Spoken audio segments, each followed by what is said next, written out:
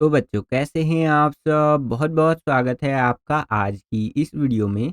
आज का ये वीडियो क्लास 12th के बच्चों के लिए बहुत ज़्यादा ख़ास होने वाला है क्योंकि इस वीडियो में हम लोग देखने वाले हैं बच्चों क्लास 12th का जो आपका जियोग्राफ़ी का सब्जेक्ट है, हिंदी में बोले तो जो आपका भूगोल का विषय है, इसका जो आपका बोर्ड एग्ज़ाम होने वाला है 26 फरवरी। जी हाँ बच्चों, 26 फरवरी 2026 को जो आपका जियोग्राफ़ी का बोर्ड का पेपर होने वाला है, तो उसके लिए एक इम्पॉर्टेंट यहाँ पर हम लोग सैंपल क्वेश्चन पेपर देखने वाले हैं, ठीक है?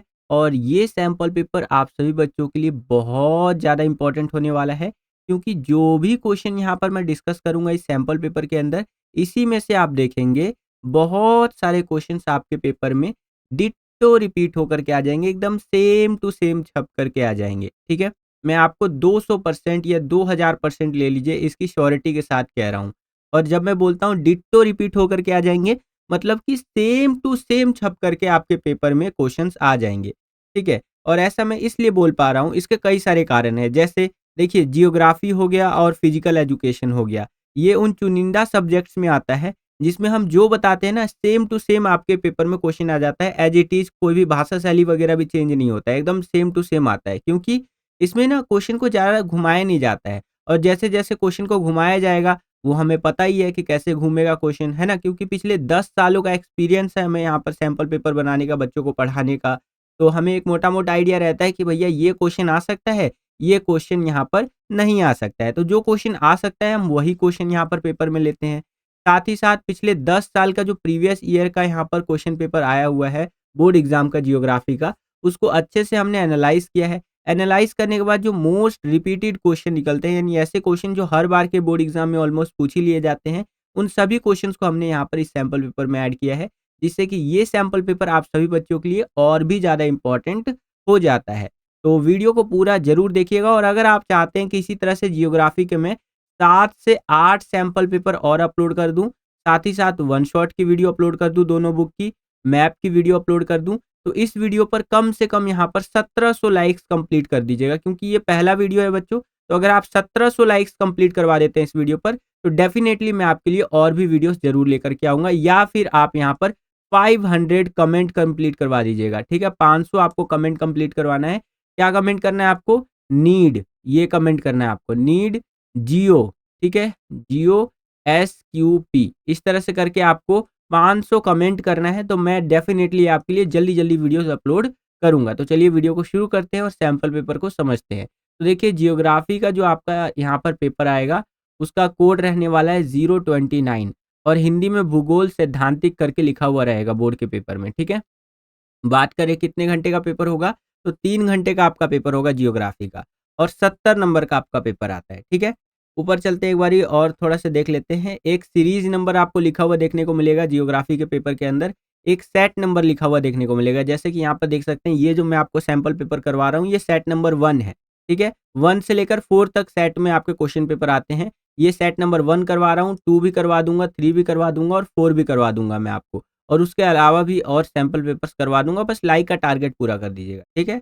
बाकी नीचे चलते हैं, यहाँ पर देखिए कुछ इस तरह से लिखे रहेंगी बातें और इसके नीचे चले तो यहाँ पर सामान्य निर्देश बताया गया है, जिसके अंदर आपको पेपर का मोटा-मोटा पैटर्न पता चल जाएगा। तो देखिए सामान्य निर्देश के अंदर बताया गया है कि इस प्रश्न पत्र में 30 प्रश्न होने वाले हैं। कितने क्वेश्चन होंगे बच्चों? 30 प्रश्न यानी 30 क्वेश्चन होंगे, सभी अनिवार्य है। प्रश्न पत्र को 5 खंडों में बाँटा गया है, ठीक है?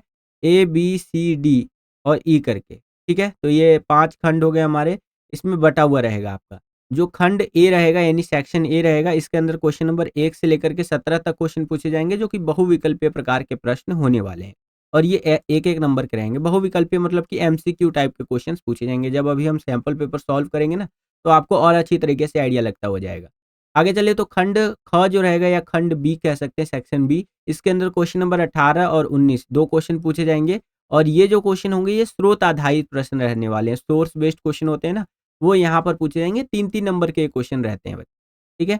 जो आपका सेक्शन सी रहेगा, इसके अंदर क्वेश्चन नंबर 20 से लेकर के 23 तक लघु उत्तरीय प्रकार के प्रश्न पूछे जाएँगे। मतलब कि जो 3-3 नंबर के क्वेश्चन होते हैं ना, ये पूछे जाएँगे और इनका आंसर आपको 80 से 100 शब्दों में देना है।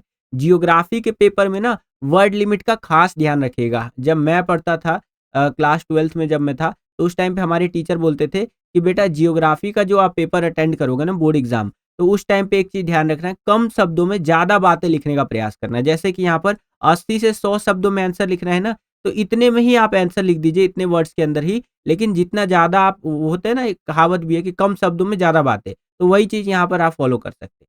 आगे देखें तो जो सेक्शन डी रहेगा आपका, उसके अंदर क्वेश्चन नंबर 24 से लेकर के 28 तक क्वेश्चन पूछे जाएँगे, 24 से 28 तक, और ये दीर्घ उत्तरीय प्रकार के रहेंगे, यानी बड़े-बड़े क्वेश्चन होंगे 5-5 नंबर वाले। इनका आंसर आपको 120 से 50 शब्दों में देना है, 150 यानी कि 120 टू 150 वर्ड्स के अंदर देना है।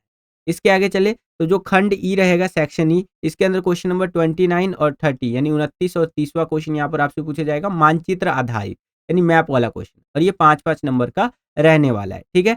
बाकी आगे चले तो कुछ और बातें दी गई है, वीडियो पॉज़ करके आप रीड कर सकते हैं। सेम यही चीज़ इंग्लिश मीडियम में आपका जनरल इंस्ट्रक्शंस करके रहता है। अगर इंग्लिश मीडियम में आप सेपरेटली रीड करना चाहते हैं तो पॉज़ करके रीड कर सकते हैं। वैसे मैंने बाइलिंगुअल हिंदी और इंग्लिश दोनों में आपको बता दिया बच्चों, ठीक है। चलिए हम अपने वीडियो को शुरू करते हैं, और जो हमारा जियोग्राफी का पहला सैंपल पेपर है, इसको सॉल्व करते हैं, देखते हैं कि कैसे-कैसे क्वेश्चंस हमसे पूछे जा रहे हैं और कैसे हम उनका आंसर लिख सकते हैं।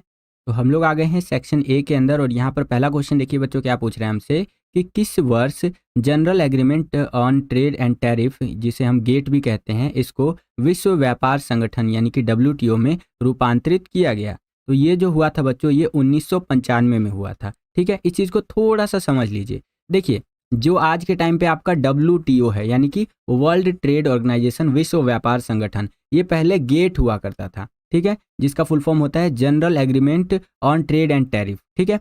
और 1995 1995 ये ऐसा साल था जब गेट को चेंज कर दिया गया, किसके अंदर, विश्व व्यापार संगठन यानी कि डब्ल्यूटीओ के अंदर। क्लियर है बच्चों? तो आशा करता हूँ आपको समझ में आ गया होगा। आगे चलते हैं। सेम यही क्वेश्चन इंग्लिश मीडियम में इस तरह से रहेगा कि in which year General Agreement on Trade and Tariff GATT was transform into World Trade Organization. तो आपका 1995 करेक्ट आंसर हो जाएगा। नेक्स्ट क्वेश्चन देखिए बच्चों, दूसरा क्वेश्चन जो कि आपका इस तरह से रहेगा कि यहाँ दो कथन, अभिकथन ए और कारण आर के रूप में अंकित किए गए हैं। नीचे दिए गए कोड के अनुसार अपने उत्तर चिन्हित कीजिए, ठीक है। तो ये कथन और कारण दिया है बेसिकली, है ना। तो इसको देख लेते हैं। कथन क्या कह रहा है कि लोग समतल मैदानों और मंद ढालों पर बसने को वरीयता देते हैं, ठीक है। तो ये बात तो बिल्कुल सही कह रहा है बच्चों कि लोग क्या करते हैं, समतल मैदानों पर ज़्यादा बसने का कोशिश करते हैं। अब जैसे एक पहाड़ी एरिया, इस तरह से अगर आपको बोला जाए कि आपको पहाड़ी एरिया में बसना है या एक ऐसे एरिया में बसना है जहाँ पर बिल्कुल आपको प्लेन मैदान देखने को मिलेगा, तो आप क्या बोलेंगे कि भैया मैं प्लेन मैदान में अपना घर बनाना ज़्यादा पसंद करूँगा। क्यों? क्योंकि वहाँ पर चीज़ें आसान हैं, करना आसान है, संसाधनों तक पहुँच सकते हैं आसानी से आप, है ना। वहीं अगर आप पहाड़ी एरिया में घर बनाते हैं तो वहाँ पर संसाधनों तक पहुँच जो होगी वो थोड़ी सी मुश्किल होगी, थोड़ी नहीं काफ़ी मुश्किल होती है। तो ये आपका यहाँ पर बात बिल्कुल सही कहा जा रहा है कि जो लोग होते हैं वो समतल मैदानों में और मंद ढालों पर यहाँ पर बसने को वरीयता देते हैं।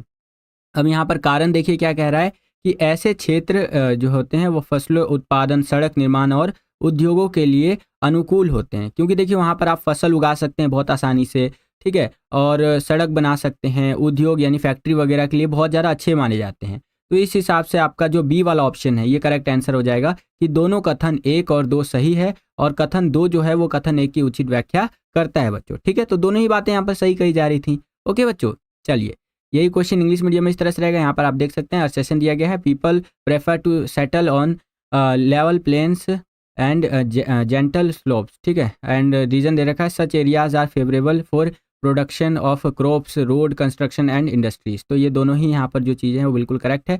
तो बी वाला ऑप्शन आपका यहाँ पर सही उत्तर हो जाएगा।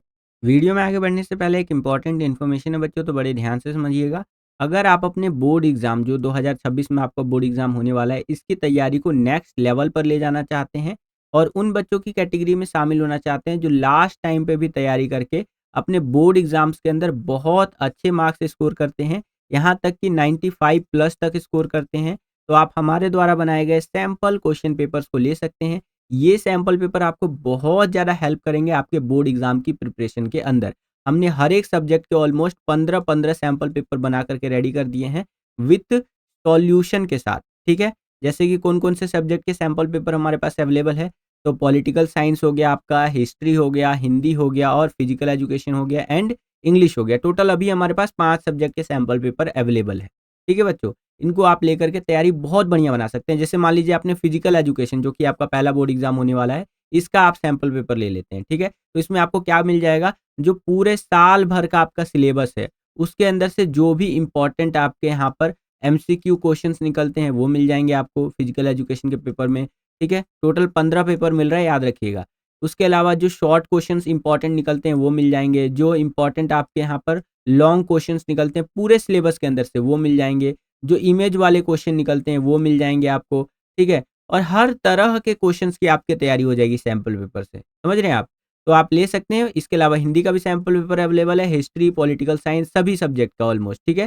सैंपल पेपर्स को लेने के लिए सिंपली स्क्रीन पर आपको ये जो व्हाट्सएप नंबर दिख रहा है, इस पे आपको कॉन्टैक्ट करना है। हमारी टीम बैठी हुई है बैकग्राउंड में, वो आपसे बात कर लेगी और अभी के टाइम पे आपको 50% का डिस्काउंट भी देखने को मिलेगा, जो कि लिमिटेड टाइम का डिस्काउंट है, कभी भी एक्सपायर हो सकता है, ठीक है? तो वैसे तो एक सब्जेक्ट के सैंपल पेपर का जो ओरिजिनल प्राइस है वो ₹299 है, लेकिन अभी अगर आप लेंगे तो 50% डिस्काउंट ऑफर के तहत केवल और केवल ₹149 में आपको एक सब्जेक्ट का यहाँ पर 15 सैंपल पेपर देखने को मिल जाएगा। अगर आप 4 सब्जेक्ट का एक साथ लेते हैं जिसमें आपको टोटल 60 सैंपल पेपर देखने को मिलेगा, तो केवल और केवल ₹549 में आप 4 सब्जेक्ट का 60 सैंपल पेपर ले सकते हैं, ठीक है? तो आज ही स्क्रीन पर दिख रहे व्हाट्सएप नंबर पे कॉन्टैक्ट कीजिए, सैंपल पेपर्स को लीजिए, जो मेरी तरफ से हाईली रिकमेंडेड है आप सभी बच्चों के लिए, और अपने बोर्ड एग्जाम की तैयारी को नेक्स्ट लेवल पर लेकर के जाइए बच्चों, ठीक है? चलिए वीडियो में आगे बढ़ते हैं।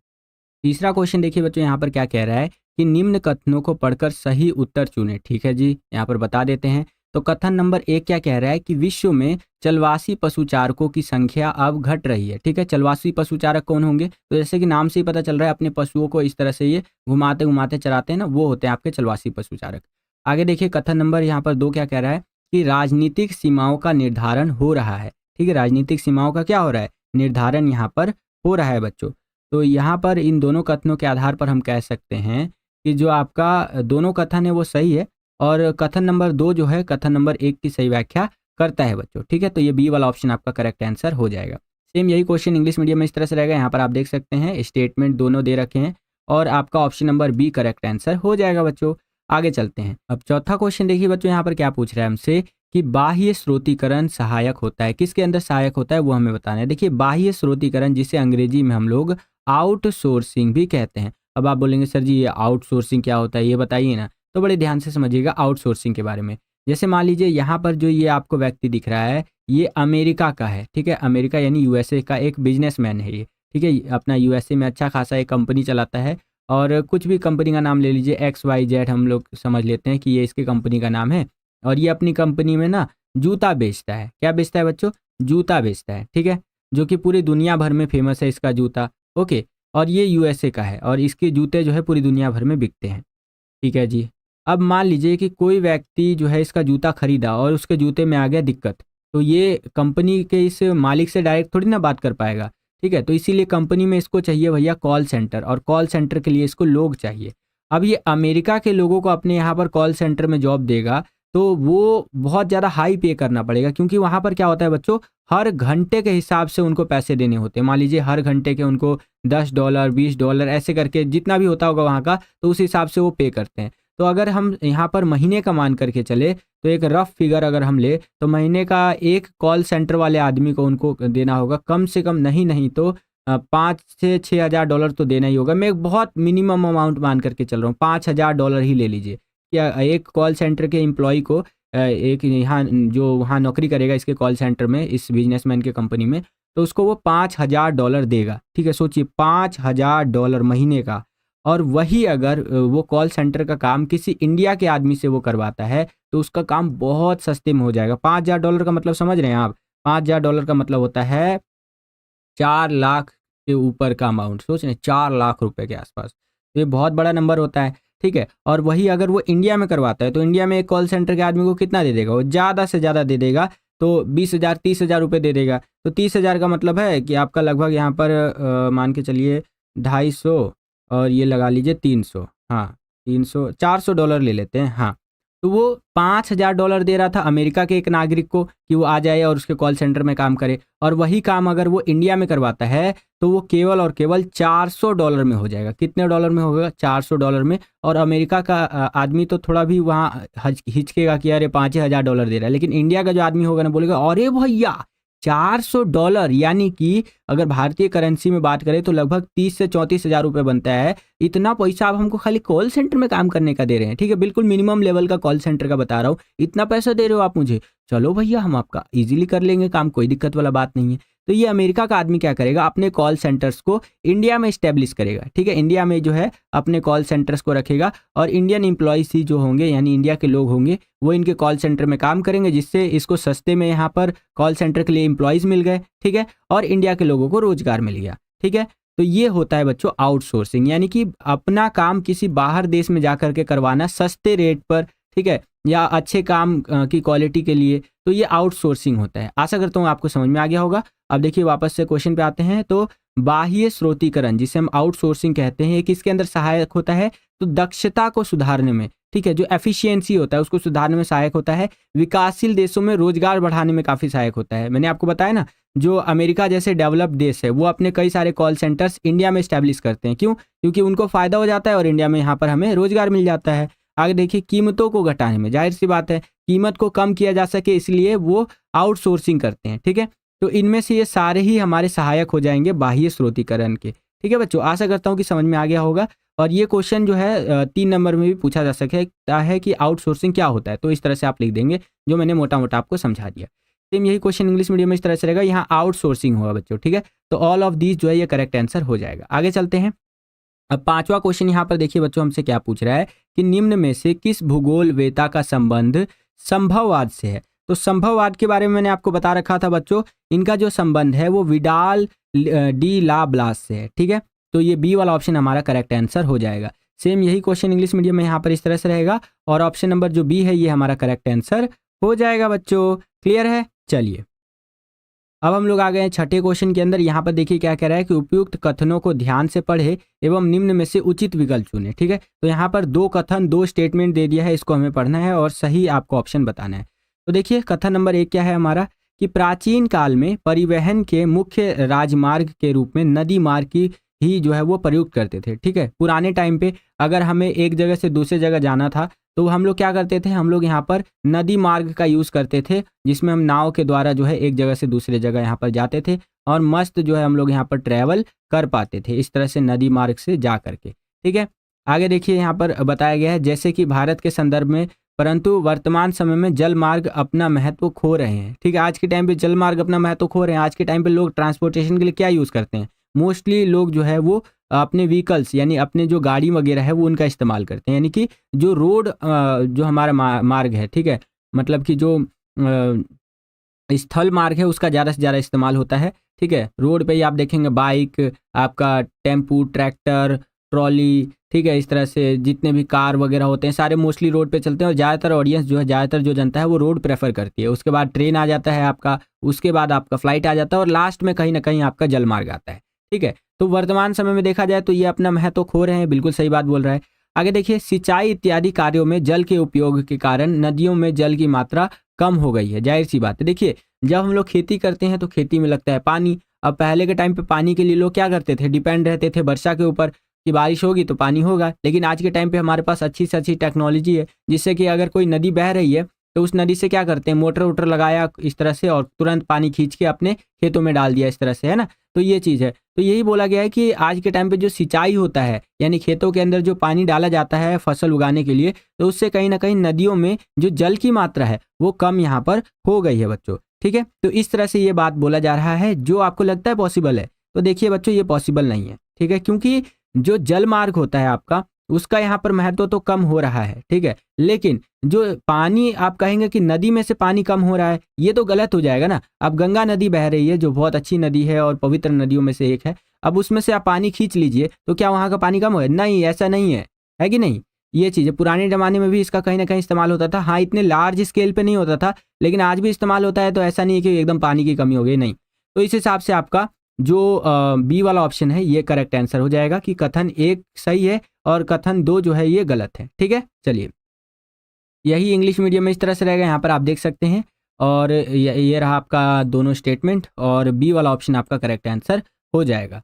तो अब हम लोग आ गए हैं 7वें क्वेश्चन के अंदर, जो कि आपका कथन और कारण वाला रहने वाला है। तो यहाँ पर कथन नंबर 1 देखिए क्या कह रहा है कि भरमौर जनजातीय क्षेत्र में जलवायु कठोर है और आधारभूत संसाधन कम है वहाँ पर, जो बेसिक ज़रूरत की चीज़ें होती हैं वो बहुत कम है और पर्यावरण भी भंगुर है। ठीक है, इस तरह से यहाँ पर बातें बताई जा रही है किसके बारे में, भरमौर जनजातीय क्षेत्र के बारे में। ठीक है, और कारण कह रहा है कि यह हिमाचल प्रदेश के सबसे पिछड़े इलाकों में से एक है। तो इस तरह से ये कारण यहाँ पर हमें कह रहा है। तो इसका ए वाला ऑप्शन आपका करेक्ट हो जाएगा कि दोनों कथन सही है।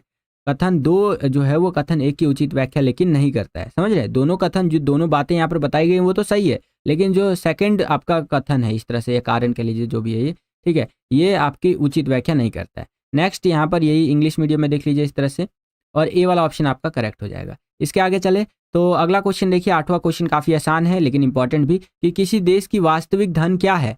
ठीक है, तो कौन सा बच्चा बताएगा, मुझे ये ना होमवर्क छोड़ देता हूँ आपके लिए कि मुझे आप बताइए कमेंट करके कि इसका करेक्ट आंसर क्या होगा, कि किसी देश के लिए उसका वास्तविक धन, ठीक है, एक्चुअल जो रियल वेल्थ होता है किसी देश के लिए वो क्या होगा। क्या टेक्नोलॉजी यानी कि प्रौद्योगिकी होगा, जनसंख्या होगा, संसाधन होगा या मुद्रा होगी। ठीक है, तो देखता हूँ कौन सा बच्चा सबसे पहले कमेंट करके बता पाता है। जो भी बच्चा सबसे पहले कमेंट करेगा उसके कमेंट को यहाँ पर मैं हार्ट का यानी दिल का निशान दे दूंगा, ताकि और बच्चे समझ सके बच्चे ने बिल्कुल सही उत्तर दिया है। ठीक है, और पिन भी कर दूंगा। ओके बच्चों, काफ़ी आसान क्वेश्चन है। सेम यही क्वेश्चन इंग्लिश मीडियम में इस तरह से रहेगा कि what is the real wealth of a country, technology, population, resources या करेंसी। तो कमेंट करके बताइएगा। तो अब हम लोग आ गए हैं 9वें क्वेश्चन के अंदर, और यहाँ पर आपको 2 कथन दे दिया है। ठीक है, 2 स्टेटमेंट्स दे दिए हैं, दोनों को हमें पढ़ना है और इसके बेसिस पर बताना है कि क्या गलत बताया है क्या सही बताया है। ठीक है, मतलब कि कौन सा कथन गलत है कौन सा कथन सही है। तो कथन नंबर 1 क्या कह रहा है कि भारत में 1960 के आयात में खाद्यान्न प्रमुख मद था। ठीक है, यानी कि 1960s की बात कर रहा है। उस टाइम पे जो भी हम बाहर से चीज़ें इंपोर्ट करते थे उसमें से सबसे इंपॉर्टेंट या सबसे कह लीजिए ज़्यादा मात्रा में हम कहीं ना कहीं आपका खाद्यान्न ही इंपोर्ट करते थे। और ये बात बिल्कुल सही कह रहा है कि 1960 का टाइम ऐसा था बच्चों जब हमारे देश में भूखा पड़ा हुआ था, अकाल पड़ा हुआ था, और अमेरिका जैसे देशों से हमें यहाँ पर खाना वगैरह मंगाना पड़ रहा था। तो ये बात तो बिल्कुल सही कह रहा है कि food grains were the main item of imports in India in 1960। ठीक है, इंग्लिश में इस तरह से होगा। अब यहाँ पर ये कारण दे दिया है, बेसिकली हमारा ये कथन नंबर 2 ही होगा एक तरह से, कि देश उस समय खाद्य की भारी कमी का सामना कर रहा था, यानी खाने की भारी कमी का सामना कर रहा था। तो दोनों ही बातें सही कही जा रही है ना बच्चों। तो इस हिसाब से आपका जो ऑप्शन नंबर बी है ये बिल्कुल करेक्ट आंसर हो जाएगा कि कथन दोनों ही कथन सही है। ठीक है, और कथन 2 जो है कथन 1 को सही प्रकार से स्पष्ट करता है। क्लियर है, चलिए यही क्वेश्चन इंग्लिश मीडियम में इस तरह से रहेगा, और असेशन या रीजन वाला कह लीजिए या कथन वाला कह लीजिए, लगभग सिमिलर क्वेश्चंस होते हैं। तो बी वाला ऑप्शन आपका करेक्ट आंसर हो जाएगा, दोनों बातें बिल्कुल सही कही गई थी। आगे अब हम लोग आ गए 10वें क्वेश्चन में। यहाँ पर 3 हमें कथन दे दिए हैं, यानी कि 3 स्टेटमेंट्स दे दी हैं। इनको हमें पढ़ना है ध्यान से और बताना है कि असत्य कथन कौन सा है इसमें से। ठीक है, यानी कि जो गलत है वो कौन सा है। पहला है जल एक अजैविक संसाधन है। जल जो है बच्चों ये एक अजैविक संसाधन है। Water is an abiotic resource. ठीक है जी। अगला है पृथ्वी पर मानव तथा अन्य जीवों के उपयोग के लिए अलवणीय जल की मात्रा केवल 3% ही है। बिल्कुल सही है। अगला गोदावरी, कृष्णा और कावेरी में वार्षिक जल प्रवाह का उपयोग गंगा और जैसे कि ब्रह्मपुत्र नदियों की अपेक्षा अधिक होता है। ठीक है, तो यहाँ पर जो आपका थर्ड वाला ये कथन दिया गया है, ठीक है, यानी कि स्टेटमेंट दिया गया है, ये असत्य है। ठीक है, तो ये आपका यहाँ पर ये हो जाएगा ऑप्शन नंबर बी करेक्ट हो जाएगा। ओके, सेम यही इंग्लिश मीडियम में इस तरह से रहेगा, और ये जो आपका दिया गया है गलत है, तो बी ऑप्शन आपका करेक्ट हो जाएगा। नेक्स्ट क्वेश्चन देखिए, मानव विकास के मध्यम स्तर में निम्नलिखित में से कौन सा देश आता है। Which of the following countries comes under the medium level of human development. तो जहाँ पर हमें मानव विकास एकदम मीडियम लेवल पे देखने को मिलता है वो है भारत। समझ रहे हैं आप, तो सी वाला ऑप्शन आपका करेक्ट हो जाएगा। देखिए नॉर्वे और स्वीडन ये ऐसे देश है जो नंबर 1 पे ही रहते हैं ऑलमोस्ट। कनाडा भी आगे रहेगा, सिंगापुर भी आगे रहेगा, लेकिन भारत जो है बच्चों ये आपका मध्यम स्तर पर रहेगा मानव विकास यानी ह्यूमन डेवलपमेंट के मामले में। ठीक है, सेम यही क्वेश्चन इंग्लिश मीडियम में इस तरह से रहेगा। Which of the following countries comes under the medium level of human development. तो आपका इंडिया करेक्ट आंसर हो जाएगा। नेक्स्ट अब हम लोग आ गए हैं 12वें क्वेश्चन के अंदर। यहाँ पर देखिए बच्चों क्या बोल रहा है कि निम्न कथनों पर विचार कीजिए तथा दिए गए विकल्पों में से उचित विकल्प का चुनाव कीजिए। तो 2 हमें कथन दे दिया है। पहला कथन है कि मैदानी क्षेत्रों में सड़कों का निर्माण सस्ता और आसान होता है। जहाँ पर मैदानी क्षेत्र होते हैं, समतल जमीन होती है, वहाँ पर हम सड़कों को आसानी से बना सकते हैं, बिल्कुल बना सकते हैं, और सस्ता भी होगा वो। ठीक है, अगला यहाँ पर दूसरा कथन कह रहा है कि भूभाग की प्रकृति तथा आर्थिक विकास का स्तर सड़कों के घनत्व के प्रमुख निर्धारण करता है। ठीक है, निर्धारक होते हैं ये। तो ये दोनों ही बातें यहाँ पर लगभग सही कही जा रही हैं बच्चों। ओके, तो आपका जो डी वाला ऑप्शन है करेक्ट हो जाएगा कि कथन 1 और 2 दोनों सही है। तथा कथन 2 1 की उचित व्याख्या भी करता है। ठीक है बच्चों, तो इस तरह से आपका डी वाला ऑप्शन करेक्ट हो जाएगा।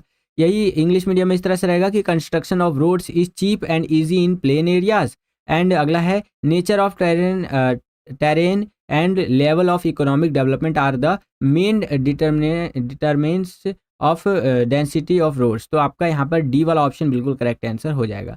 13वां क्वेश्चन देखिए बच्चों, क्या है कि भारत में सीमांत सड़कों के संबंध में निम्नलिखित कथनों को पढ़िए व सही विकल्प का चयन कीजिए। ठीक है, तो सीमांत जो सड़कें होती हैं बच्चों, यानी कि जिसे अंग्रेजी में आप बॉर्डर रोड्स कहते हैं, जो बॉर्डरों के किनारे होती हैं, समझ रहे हैं, तो उसके संबंध में यहाँ पर बातें बताई गई हैं, उसको पढ़ना है फिर बताना है क्या सही है।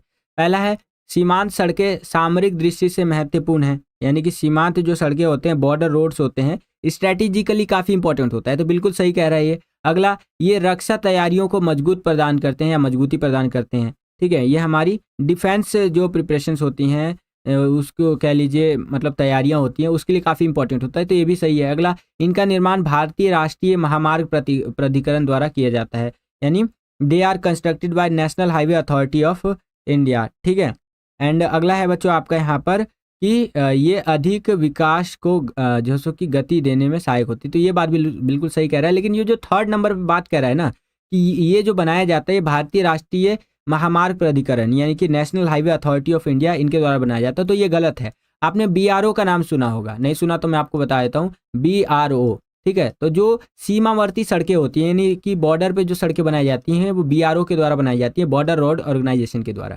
ठीक है, तो इस हिसाब से थर्ड वाला हमारा स्टेटमेंट है गलत है। और अगर मैं करेक्ट ऑप्शन की बात करूं तो ऑप्शन नंबर जो आपका यहाँ पर सी है, ये बिल्कुल करेक्ट हो जाएगा कि फर्स्ट, सेकंड और फोर्थ तो सही है, लेकिन जो हमारा थर्ड वाला ऑप्शन था बच्चों, ये गलत है। ठीक है, चलिए सेम यही क्वेश्चन इंग्लिश मीडियम में इस तरह से रहेगा, यहाँ पर आप देख सकते हैं, और ऑप्शन नंबर जो आपका सी है, ये बिल्कुल करेक्ट आंसर हो जाएगा बच्चों। आगे चलते हैं, अगला क्वेश्चन देखिए, 14वां क्वेश्चन क्या है कि UNDP का विस्तृत रूप लिखिए। तो UNDP में अंग्रेजी में लिख करके दिखाता हूँ आपको, UNDP। ठीक है, याद रखिएगा, यू से हो जाएगा यूनाइटेड नेशंस, मतलब यूनाइटेड नेशन ही बोलने लग गया मैं, खैर तो मैं वापस से आपको बता देता हूँ बच्चों, UNDP क्या होता है। यू का मतलब होता है यूनाइटेड, ठीक है, एन का मतलब होता है यूनाइटेड नेशन, एंड डी का मतलब होता है डेवलपमेंट, और पी का मतलब होता है प्रोग्राम। पूरा बोलूँ तो यूनाइटेड नेशन डेवलपमेंट प्रोग्राम। ठीक है, ये हो जाएगा इसका फुल फॉर्म। तो अगर हिंदी में बात करें तो ये हो जाएगा संयुक्त राष्ट्र विकास कार्यक्रम, और अंग्रेजी में बात करें तो यूनाइटेड नेशंस डेवलपमेंट प्रोग्राम। ठीक है, ये ए वाला ऑप्शन आपका करेक्ट हो जाएगा। तो अब हम लोग आ गए हैं क्वेश्चन नंबर 15, 16 और 17 के अंदर, और ये तीनों ही क्वेश्चन जो हमसे पूछे जाएंगे वो इस ग्राफ के आधार पर पूछे जाएंगे जो यहाँ पर हमें दिखाया गया है। ठीक है, तो पहले इस ग्राफ को समझ लेते हैं कि यहाँ पर क्या बताया जा रहा है। तो यहाँ पर बताया जा रहा है बच्चों, अत्यधिक सघन जनसंख्या वाले देश। ठीक है भैया, कि कहाँ पर आबादी ज़्यादा है एक तरह से, तो ये देशों के नाम है, यहाँ पर देख सकते हैं, मैक्सिको, रूस, Bangladesh, Nigeria, Pakistan, Brazil, Indonesia, संयुक्त राज्य अमेरिका, ठीक है, भारत और चीन। और ये जनसंख्या दे रखी है नीचे साइड, अगर आप देखेंगे तो ये जनसंख्या दे रखी है करोड़ों के अंदर, ठीक है, यानी कि क्रोर्स के अंदर। अब समझते हैं इसके आधार पर क्या क्या क्वेश्चन हमसे पूछा जा रहा है। पहला क्वेश्चन है 15वां क्वेश्चन इसी ग्राफ के आधार पर कि सबसे अधिक जनसंख्या वाला देश कौन सा है। तो देखेंगे सबसे ज़्यादा जनसंख्या यहाँ पर चीन की है, ये देख रहे हैं, ये रहा, यहाँ तक इसका जा रहा है, तो चीन की हो जाएगी। ठीक है, तो आपका ऑप्शन नंबर डी करेक्ट हो जाएगा। नेक्स्ट क्वेश्चन, जनसंख्या वितरण का क्या अर्थ होता है। ठीक है, जो जनसंख्या वितरण होता है बच्चों, उसका अर्थ बताना है। तो इसका अर्थ होता है एक विशिष्ट क्षेत्र में लोगों का फैलाव या वितरण। ठीक है, एक पर्टिकुलर एरिया है, यहाँ पर कितने लोग रहते हैं, तो ये उस चीज़ को आप कह सकते हैं, ये जनसंख्या का आपका वितरण होता है, फैलाव होता है। ठीक है, नेक्स्ट क्वेश्चन देखते हैं, 17वां क्वेश्चन देखिए बच्चे, यहाँ पर हमसे क्या पूछ रहा है कि एशिया महाद्वीप में भू आकृति किस प्रकार जनसंख्या घनत्व को प्रभावित करती है। ठीक है, तो लोग समतल मैदानों और मंद ढालों पर बसने की प्राथमिकता देते हैं, क्योंकि ऐसे क्षेत्रों में कृषि और उद्योग स्थापित करना आसान है। ठीक है, इसलिए हमें यहाँ पर एशिया के अंदर आप देखेंगे तो ज़्यादातर जनसंख्या देखने को मिलेगी। जनसंख्या घनत्व इसीलिए आप ऐसे देखते हैं कि कहीं कहीं ज़्यादा होता है, कहीं कहीं कम होता है। जहाँ पर देखिए समतल ज़मीन यानी प्लेन ज़मीन ज़्यादा होगा, वहाँ पर ज़्यादा जनसंख्या होगी। जहाँ पर उबड़ खाबड़ वाला और पहाड़ी इलाका होगा, वहाँ जनसंख्या कम होगी। क्लियर है बच्चों। इंग्लिश मीडियम में देख सकते हैं, देखिए इंग्लिश मीडियम में आपका ये जो डेटा दिया होगा वो इंग्लिश में दिया होगा। ध्यान रखिएगा, जो आपका इस तरह से होगा ना, ग्राफ जो दिया होगा वो इंग्लिश में होगा। बस यहाँ पर ये चित्र वगैरह मतलब इस तरह से बनावटें तो सेम होंगी, बस ये टेक्स्ट इंग्लिश में होगा। बाकी मैं यहाँ हिंदी में ही दिखा रहा हूँ अभी आपको। क्वेश्चन देखिए, which country has the highest population, तो चाइना। नेक्स्ट जो हमारा क्वेश्चन था 16वां, इसका ऑप्शन नंबर जो बी है ये करेक्ट आंसर हो जाएगा। और 17वें क्वेश्चन का ऑप्शन नंबर जो हमारा ए है ये करेक्ट आंसर हो जाएगा। क्लियर है बच्चों। इसके आगे चले तो अब हम लोग आ गए हैं सेक्शन बी के अंदर, जो कि हमारा रहेगा क्वेश्चन नंबर 18 और 19 के ऊपर बेस्ड। ये सोर्स बेस्ड क्वेश्चन यहाँ पर हमसे पूछे जाएंगे। तो देख लेते हैं 18वां क्वेश्चन जो है, 18वें में हमसे जो दिया गया है, क्या दिया गया है कि दिए गए गद्यांश को ध्यान से पढ़े और निम्नलिखित प्रश्नों के उत्तर दे। तो ये गद्यांश हमारा पर्यटन को लेकर के, टूरिज्म को लेकर के दिया गया है कि पर्यटन दुनिया की सबसे बड़ी तृतीय गतिविधि बन गई है, जिसमें कुल पंजीकृत नौकरियां 250 मिलियन है और कुल राजस्व, कुल जीडीपी का 40% का हिस्सा है इसके अंदर। ठीक है, तो इस तरह से करके आपका ये दिया गया है। वीडियो पॉज करके पूरा का पूरा आप रीड कर सकते हैं। इसके आधार पर जो हमसे प्रश्न पूछे जा रहे हैं उनको हम लोग हल करने का प्रयास करते हैं। पहला क्वेश्चन, पर्यटन में क्या शामिल है? तो पर्यटन में स्थानीय सेवाएं जैसे आवास, भोजन, परिवहन, मनोरंजन और पर्यटकों के लिए विशेष दुकानें शामिल होती हैं। यह अवसंरचना उद्योग, खुदरा व्यापार और शिल्प उद्योग जैसे कि स्मारिका, वस्त्र के विकास को भी बढ़ावा देती हैं। ठीक है, तो पर्यटन क्या होता है बच्चों? टूरिज्म की बात कर रहा है। एग्जाम्पल के लिए मान लीजिए कि आप घूमने के लिए हरिद्वार गए, ठीक है, या घूमने के लिए ज़्यादा पैसे है तो यूएसए चले गए, अमेरिका चले गए।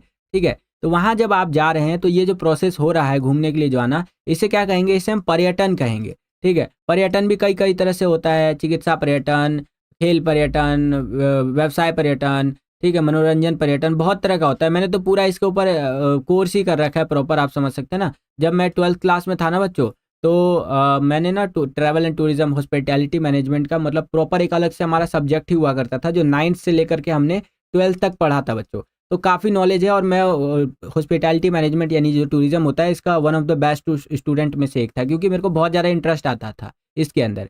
ठीक है बच्चों, तो इस तरह से है। खैर, यहाँ पर देखिए पर्यटन में क्या क्या शामिल होता है। तो पर्यटन के अंदर हमारा भोजन वगैरह सब शामिल हो जाता है। जैसे आप कहीं घूमने गए तो वहाँ आपको खाना मिलेगा। वहाँ आप अगर परिवहन से जा रहे हैं, किसी गाड़ी वाड़ी से जा रहे हैं तो वो भी पर्यटन के अंदर आ जाएगा। वहाँ पर किसी गाड़ी से घूम रहे हैं वो भी आ जाएगा। मनोरंजन भी पर्यटन के अंदर आ जाएगा। और पर्यटकों के लिए यानी टूरिस्ट के लिए जो दुकानें खोली जाती है कई बार, वो भी आ जाएगा इसके अंदर। जैसे आप लाल किला वगैरह ही जाएंगे तो वहाँ पर आप देखेंगे कुछ स्पेशल दुकानें होते हैं जो कि टूरिस्ट को टारगेट करते हैं, मोस्टली जो फॉरेन टूरिस्ट होते हैं, समझ रहे हैं। तो ये सारी चीज़ें आ जाएंगी। ऐसा करता हूँ आपको समझ में आया होगा। नेक्स्ट क्वेश्चन देखिए यहाँ पर क्या है कि दुनिया के 2 प्रसिद्ध पर्यटन स्थल कौन से हैं? तो आप लिख सकते हैं भूमध्य सागरीय के तटीय क्षेत्र और भारत का पश्चिमी तट। ये जो है दुनिया के 2 प्रसिद्ध पर्यटन स्थल है। ठीक है, देखिए किसके अकॉर्डिंग बता रहा हूँ मैं, ये जो स्रोत आपका दिया गया है ना, या यूँ कह लीजिए ये जो गद्यांश दिया गया है, इसके आधार पर मैं आपको आंसर्स बता रहा हूँ। ठीक है, अपने मन से कुछ भी नहीं बता रहा हूँ, इसमें आप ढूंढेंगे तो आंसर मिल जाएगा आपको। ठीक है, नेक्स्ट क्वेश्चन देखिए, पर्यटन दुनिया की सबसे बड़ी तृतीय गतिविधि बन गई है, इस पर टिप्पणी करें। तो पर्यटन अब दुनिया की सबसे बड़ी तृतीय गतिविधि यानी कि जो आपका थर्ड जो आपका एक्टिविटी होता है इस तरह से ना, तृतीय क्रियाकलाप होता है, उसकी गतिविधि बन चुकी है। क्योंकि इसमें 250 मिलियन पंजीकृत नौकरियां हैं, यानी कि 250 मिलियन ऐसी नौकरियां हैं जो रजिस्टर्ड है, और अनरजिस्टर्ड तो कितनी नौकरियां इसमें होती होंगी। कुल जीडीपी का 40% राजस्व शामिल होता है इसके अंदर, और यह व्यवसायों और उद्योगों के विकास में महत्वपूर्ण योगदान देता है और स्थानीय समुदायों के लिए रोजगार के अवसर भी उत्पन्न करता है। यानी रीजनल लेवल पर आप देखेंगे तो कहीं ना कहीं ये जॉब्स भी क्रिएट करता है हमारा टूरिज्म। ठीक है, चलिए यही इंग्लिश मीडियम में आप देख सकते हैं, ये टूरिज्म के ऊपर पूरा का पूरा पैसेज दिया गया है। वीडियो पॉज करके आप रीड कर सकते हैं। और इसके बेसिस पर जो हमसे क्वेश्चन पूछे जा रहे हैं कि जैसे what is includes in tourism, तो टूरिज्म के अंदर ये सारी चीज़ें जैसे अकोमोडेशन यानी रहने की जगह, food, transportation, entertainment and special shops for tourist, ये सारी चीज़ें हम इंक्लूड कर सकते हैं किसके अंदर? टूरिज्म के अंदर।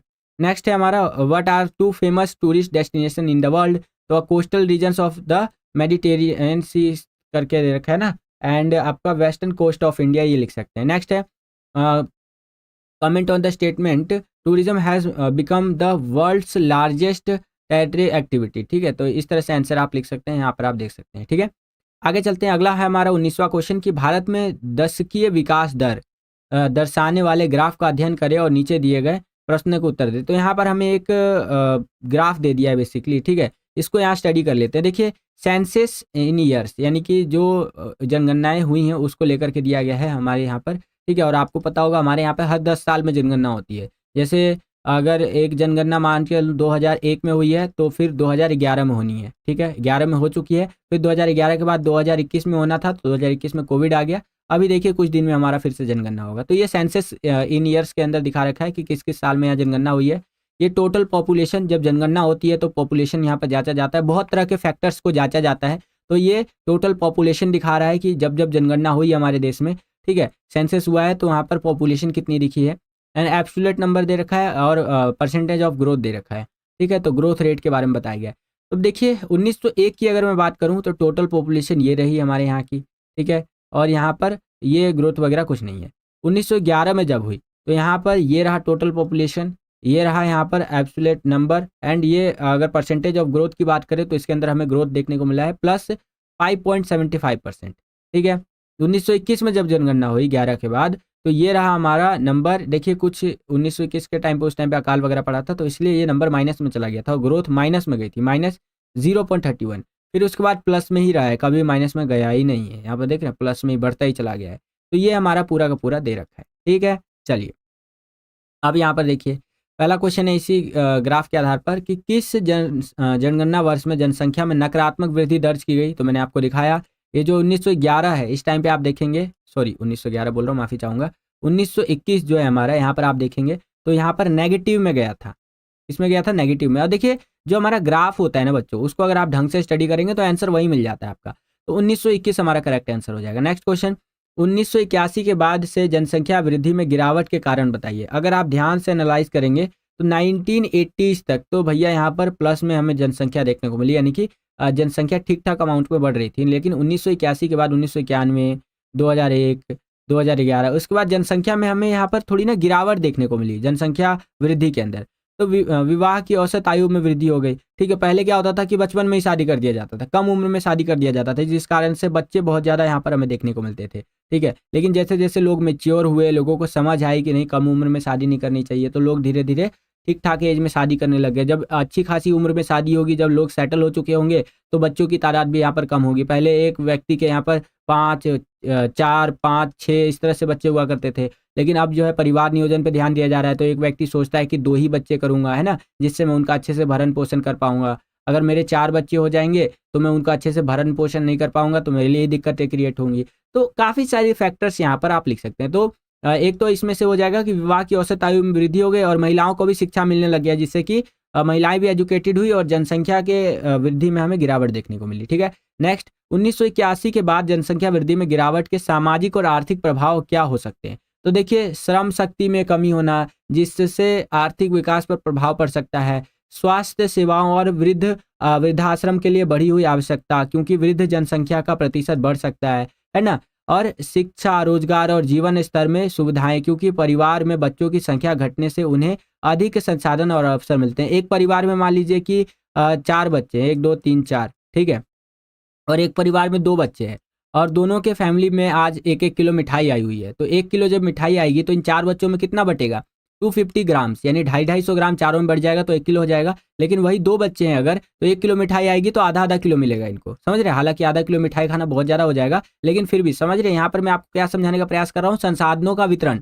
संसाधन इनको ज़्यादा मिलेंगे क्योंकि इनकी जनसंख्या कम है, और इनको कम संसाधन मिलेंगे क्योंकि इनकी जनसंख्या ज़्यादा है बच्चों। ठीक है, इस तरह से। चलिए, और पहले के ज़माने के लोगों का ना थोड़ा-सा मेंटालिटी भी ऐसा था। जैसे मैं आपको अपने दादाजी का एग्ज़ाम्पल देता हूँ। मेरे दादाजी एक बहुत फ़ेमस बात बोला करते थे कि बेटा जंजाल अच्छा, कंगाल अच्छा नहीं। समझ रहे हैं? यानी कि पॉपुलेशन ज़्यादा अच्छी लेकिन पॉपुलेशन कम अच्छी नहीं। तो वो उस ज़माने के हिसाब से थी। लेकिन वर्तमान परिदृश्य में देखा जाए तो आज के टाइम पे क्या है, पॉपुलेशन भैया जितना कम रखोगे उतना ज़्यादा बेनिफिशियल होगा आपके लिए, क्योंकि वैसे ही हमारे देश की आबादी ज़्यादा है। और अगर अपने घर की आबादी भी ज़्यादा रखोगे तो इससे बहुत ज़्यादा आपको दिक्कत समस्याएं हो सकती हैं। If you are not a stable job, मतलब अगर आपके पास एक स्टेबल इनकम वाला जॉब नहीं है तब तो बहुत दिक्कत हो सकती है। हाँ, अगर आप 1-1.5 लाख रुपए 2 लाख रुपए महीना कमाते हैं तो क्या दिक्कत है, कोई दिक्कत नहीं है। समझ रहे हैं? तो देखिए ये हर व्यक्ति का अपना एक निजी मामला है, अपने हिसाब से चल सकते हैं। मैं जस्ट आपको एग्जाम्पल के लिए ये सारी चीज़ें बता रहा हूँ।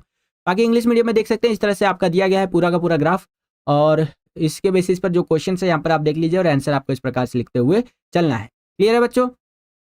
चलिए, अब हम लोग आ गए हैं सेक्शन सी के अंदर, जहां पर क्वेश्चन नंबर 20 से लेकर के 23 तक क्वेश्चन हमसे पूछे जाएंगे, जो कि शॉर्ट आंसर टाइप के क्वेश्चंस होने वाले हैं। और ये वेरी वेरी इंपॉर्टेंट क्वेश्चन होने वाले हैं बच्चों, बड़े ध्यान से इन क्वेश्चंस को देखते हुए चलिएगा। ठीक है, यहाँ पर 20वां क्वेश्चन देखिए क्या है कि स्वच्छंद उद्योग की किन्हीं 3 विशेषताओं की व्याख्या कीजिए। जो स्वच्छंद उद्योग होता है, ठीक है। तो इसकी 3 विशेषताएं क्या क्या होती है। पहला आप लिखेंगे, इस प्रकार के उद्योग जो होते हैं व्यापक विविधता वाले स्थानों में स्थित होते हैं। ऐसे जो उद्योग मिलेंगे आपको, ये व्यापक विविधता वाले स्थानों पर मिलेंगे और ये किसी भी प्रकार के कच्चे माल पर निर्भर नहीं होते। ये जो उद्योग होते हैं ना, किसी विशिष्ट प्रकार के कच्चे माल पर डिपेंड नहीं होंगे कि भैया मेरे को ये कच्चा माल चाहिए, ये कच्चा माल चाहिए, ऐसा इसके ऊपर ये डिपेंड नहीं रहते हैं। कौन? स्वच्छंद उद्योग। ठीक है, जो आपका यहाँ पर इस टाइप के इंडस्ट्रीज होते हैं। अगला, ये उद्योग संगठन पुर्जों पर निर्भर होते हैं। ठीक है, जो संगठन पुर्जे वगैरह होते हैं उन सब पे डिपेंड होते हैं और इसमें कम मात्रा में उत्पादन होता है। इसमें क्या होता है बच्चों? इसमें कम मात्रा में उत्पादन होता है और इन उद्योगों में श्रमिकों की भी कम आवश्यकता होती है।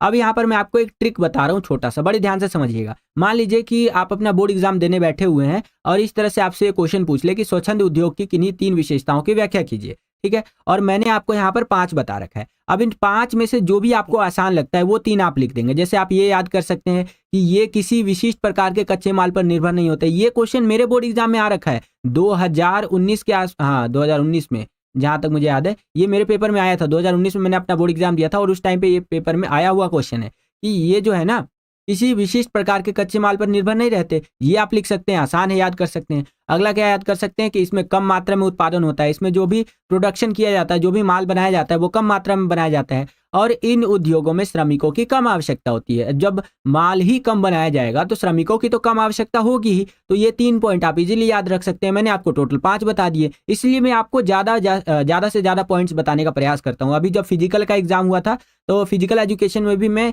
जहाँ पर 3 पॉइंट बताने चाहिए वहाँ 6 पॉइंट बता रहा था। तो कई सारे बच्चे बोल भी रहे थे कि सर यहाँ तो 3 ही पॉइंट बताने चाहिए, आप तो 6 पॉइंट बता रहे हो सर जी, गलत बात है, इतने इतने क्यों बताते हो सर? तो मैं इसीलिए बताता हूँ कि अगर जहाँ पर 3 पूछा है मैं वहाँ पे 5 आपको 6 पॉइंट बता रहा हूँ तो एटलीस्ट 3 तो याद रहेगा आपको। समझ रहे हैं? तो ये बहुत बड़ा फायदा होता है।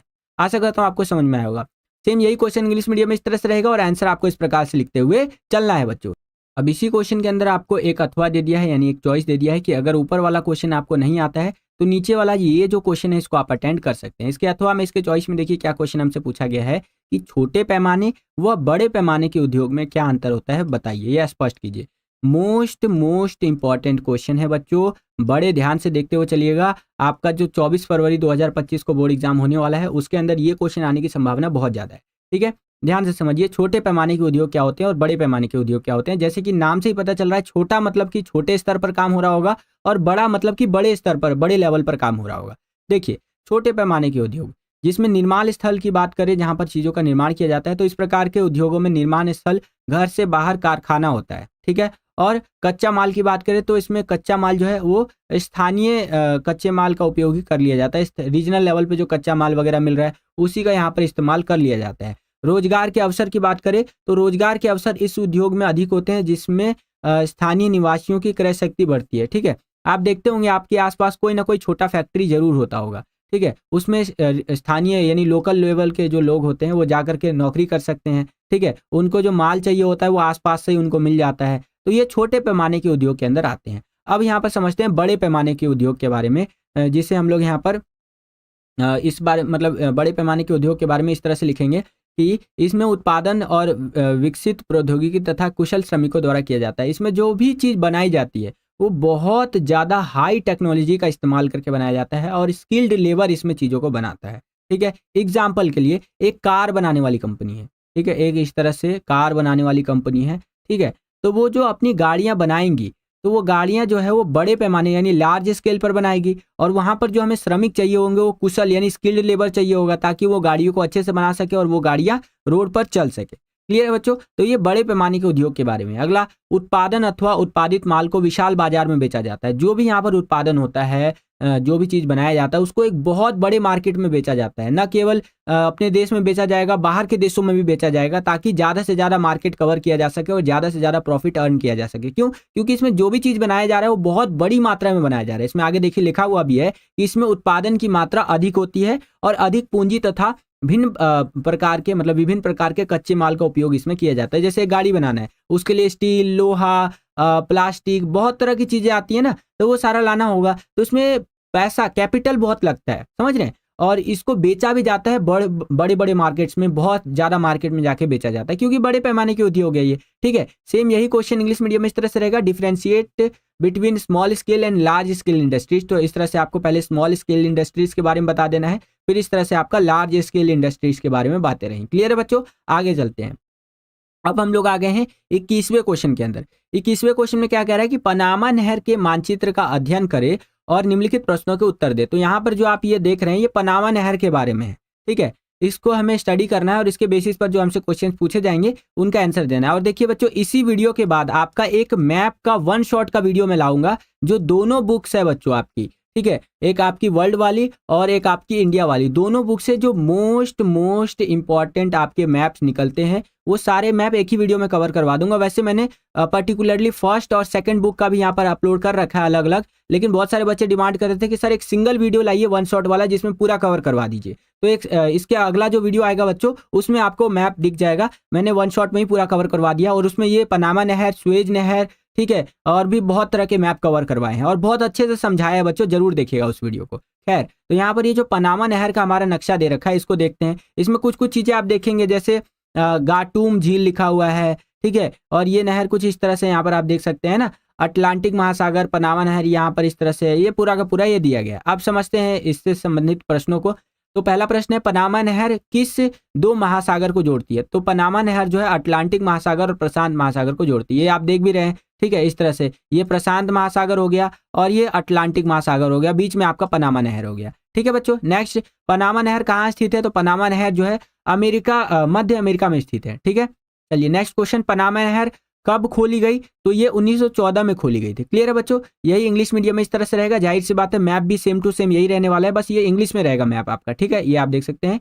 और बाकी इससे रिलेटेड क्वेश्चंस मैं आपको इंग्लिश में दिखा रहा हूँ कि which 2 oceans are connected by the Panama Canal? तो Panama Canal connects the Atlantic Ocean and Pacific Ocean, ठीक है।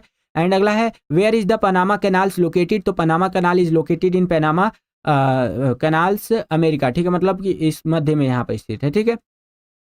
एंड नेक्स्ट क्वेश्चन है, when was Panama canal open? तो आपका the Panama canal was open in 1914, यानी 1914 में ये खुला था, ठीक है। नेक्स्ट क्वेश्चन देखिए, भारत विश्व में चिकित्सा पर्यटन में अग्रणी देश बनकर उभरा है, स्पष्ट कीजिए। अंग्रेजी में यह प्रश्न इस तरह से रहेगा कि India has emerge as a leading country in medical tourism world wide, explain, ठीक है। तो भारत के अंदर अगर आप देखेंगे तो दुनिया भर से जो लोग हैं वो अपना इलाज करवाने के लिए आते हैं। क्यों? क्योंकि ये सस्ता पड़ता है। एक अमेरिका का आदमी जो है अमेरिका में इलाज करवाएगा तो उसके लिए महंगा पड़ेगा, ठीक है। और वही अमेरिका का आदमी अपना डॉलर लेकर के इंडिया में आएगा, भारत में आएगा और अपना इलाज करवाएगा तो उसके लिए सस्ता पड़ेगा। बेशक वो कितने ही बड़े से बड़े प्राइवेट हॉस्पिटल में चला जाए तो उसके लिए काफी सस्ता पड़ेगा। तो इसीलिए भारत जो है विश्व में चिकित्सा पर्यटन में अग्रणी देश बनकर के उभरा है। मैं आपको एक बेस्ट एग्जाम्पल देता हूँ बच्चों। आज से कुछ महीनों पहले मैं एक जगह गया था कुछ अपने इम्पोर्टेंट काम के लिए, तो वहाँ पर मुझे एक व्यक्ति मिले थे जो कि अफ्रीका से आए थे और उनका देश का नाम था, आई थिंक जहाँ तक मुझे याद आ रहा है, युगांडा करके कुछ देश का नाम था, ठीक है, हाँ समथिंग ऐसे ही। तो युगांडा करके देश का नाम था। बहुत इंटरेस्टिंग स्टोरी है, ध्यान से समझिएगा। और वहाँ पर मेरे फादर भी थे। तो मैंने उनसे पूछा कि आप हमारे देश में क्यों आए हैं? तो वो बोले कि मैं अपनी वाइफ का कैंसर का ट्रीटमेंट यानी कि कैंसर का इलाज करवाने के लिए आया हूँ। जाहिर सी बात है हमारी जो कन्वर्सेशन हो रही थी वो इंग्लिश में हो रही थी। अभी देखिएगा आपको कितना प्राउड महसूस होगा, ठीक है। तो यहाँ पर मैं किसी को भी डिफेम नहीं कर रहा हूँ, मैं जस्ट एक बात बता रहा हूँ। तो ऐसी बातें हुई तो मैं समझ गया, अच्छा ये इलाज करवाने आए हैं, चलिए। क्योंकि इलाज करवाने हमारे देश में इसलिए आए हैं क्योंकि हमारे देश में इनको सस्ता पड़ रहा है, अदर कंट्रीज में जाएंगे तो इनको महंगा पड़ेगा। तो मैंने उनसे बात पूछा भी कि आप दूसरे देशों में क्यों नहीं गए, ठीक है। तो उन्होंने बोला क्योंकि बिकॉज इंडिया के अंदर चीप पड़ता है, हमें सस्ता पड़ता है ये चीज़ें करवाना। तो मैं बोला अच्छा हाँ, ये तो मुझे पहले से ही पता था। खैर, तो मैं उनसे ऐसे जस्ट एग्जाम्पल के लिए पूछ लिया कि आपके देश में एक कंस्ट्रक्शन वर्कर जो होता है, जो कंस्ट्रक्शन का, कोई घर निर्माण का, कोई बिल्डिंग निर्माण का काम करता है, तो उसको एक दिन में कितना पैसा मिलता है? तो बोले 10,000 रुपये, ठीक है। इस तरह से 10,000, उनके यहाँ के 10,000 रुपये। मैं बोला 10,000 रुपये, अरे भैया, मेरे फादर थे बगल में, मैं उनको बोला कि इनके यहाँ पे कोई काम करता है ना, एक दिन में मजदूरी करता है तो उसको 10,000 मिलता है। मेरे पापा बोले अरे ये तो सही है, मतलब 10,000 रुपये मिल रहा है। तो मैंने ना फ़ोन उठाया और फ़ोन में गूगल खोला और उनके देश का करेंसी सर्च वगैरह किया, ठीक है। तो एग्जैक्ट मुझे याद नहीं कि वो युगांडा से ही थे, मतलब अफ्रीकी महाद्वीप के किसी एक कंट्री से थे, मेरे को एग्जैक्ट याद नहीं है। तो मैंने उनके करेंसी और अपने करेंसी में कन्वर्ट करके देखा, तो आप यकीन नहीं मानेंगे कि हमारे देश, अगर उनके यहाँ का 10,000 लेकर के आएंगे तो हमारे देश में अराउंड 321 रुपये के आसपास, या लगभग 400 रुपये लगा लीजिए, 400 रुपये मिलते हैं। तो मैंने अपने फादर को बताया कि देखिए इनके यहाँ का 10,000 रुपये, हमारे यहाँ पे 400 ही बनता है। तो मेरे फादर भी एकदम प्राउडली खड़े हो गए, अरे हमारा रुपया भारी है कि नहीं। मतलब मैं अपने पापा को देखते रह गया और फिर वो जो फॉरेनर था वो मुझे ऐसे देख रहा कि ये क्या हो गया। मैं फिर उसको समझाया मैंने उस फॉरेनर को कि देखिए आपके यहाँ का 10,000 रुपये हमारे यहाँ का लगभग 400 रुपये के आसपास बनता है। तो बोले oh wow, is this really true? मैं बोला हाँ बिल्कुल सच बात है ये, और ये देखिए गूगल पे मैं आपको एक्सचेंज रेट दिखा रहा हूँ। तो फिर उसने मतलब एक्सचेंज रेट वगैरह सीखा मुझसे और बोला कि मैं इसका एयरपोर्ट पे इस्तेमाल करूँगा क्योंकि मुझे एक्सचेंज रेट वगैरह थोड़ा कम मिला है। मैं बोला हाँ आप ले लीजिए, जैसे भी जो भी आपको मदद चाहिए बताइए मैं आपको कर दूंगा। तो मैंने उनकी मदद थोड़ी बहुत की और जाते वक्त उन्होंने बोला थैंक यू जय। मैं बोला मोस्ट वेलकम, और फिर भी दोबारा से हमारे विजिट कीजिएगा हमारे देश में, क्योंकि हम लोग वसुधैव कुटुंबकम की नीति को अपनाते हैं, पूरी दुनिया हमारे परिवार के समान है। तो बोले बिल्कुल बिल्कुल मैं आपकी कंट्री में दोबारा विजिट करूंगा। उनके होस्ट जो थे, मतलब उनके जो गाइड थे, वो फिर उनको लेकर के चले गए।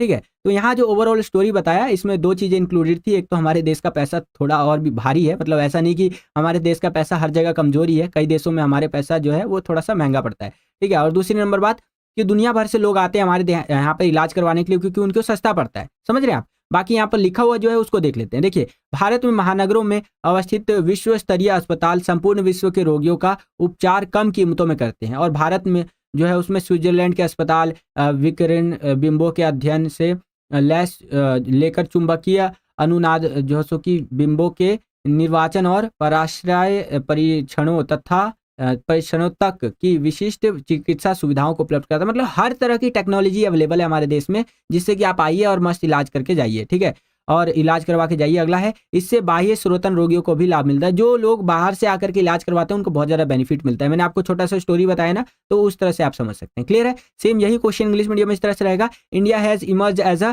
Leading country in medical tourism world wide. Explain, और एक्सप्लेन आपको कुछ इस प्रकार से करना है, ये आप अपनी स्क्रीन पर देख सकते हैं बच्चों। नेक्स्ट क्वेश्चन देखिए यहाँ पर जो 23वां क्वेश्चन है, ये मैं कहूँगा मोस्ट इंपॉर्टेंट क्वेश्चन है बच्चों।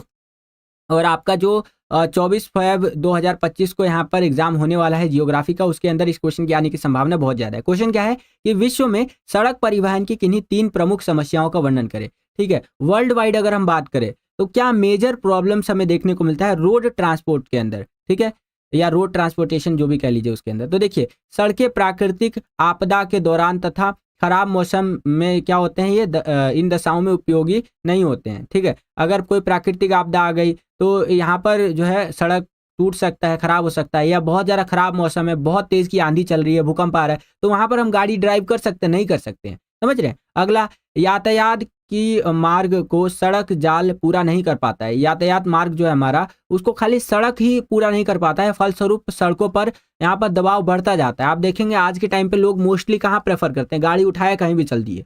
ठीक है, आज के टाइम पे लोग जो है मोस्टली अपने व्हीकल से सड़कों पर चलना ज़्यादा पसंद करते हैं।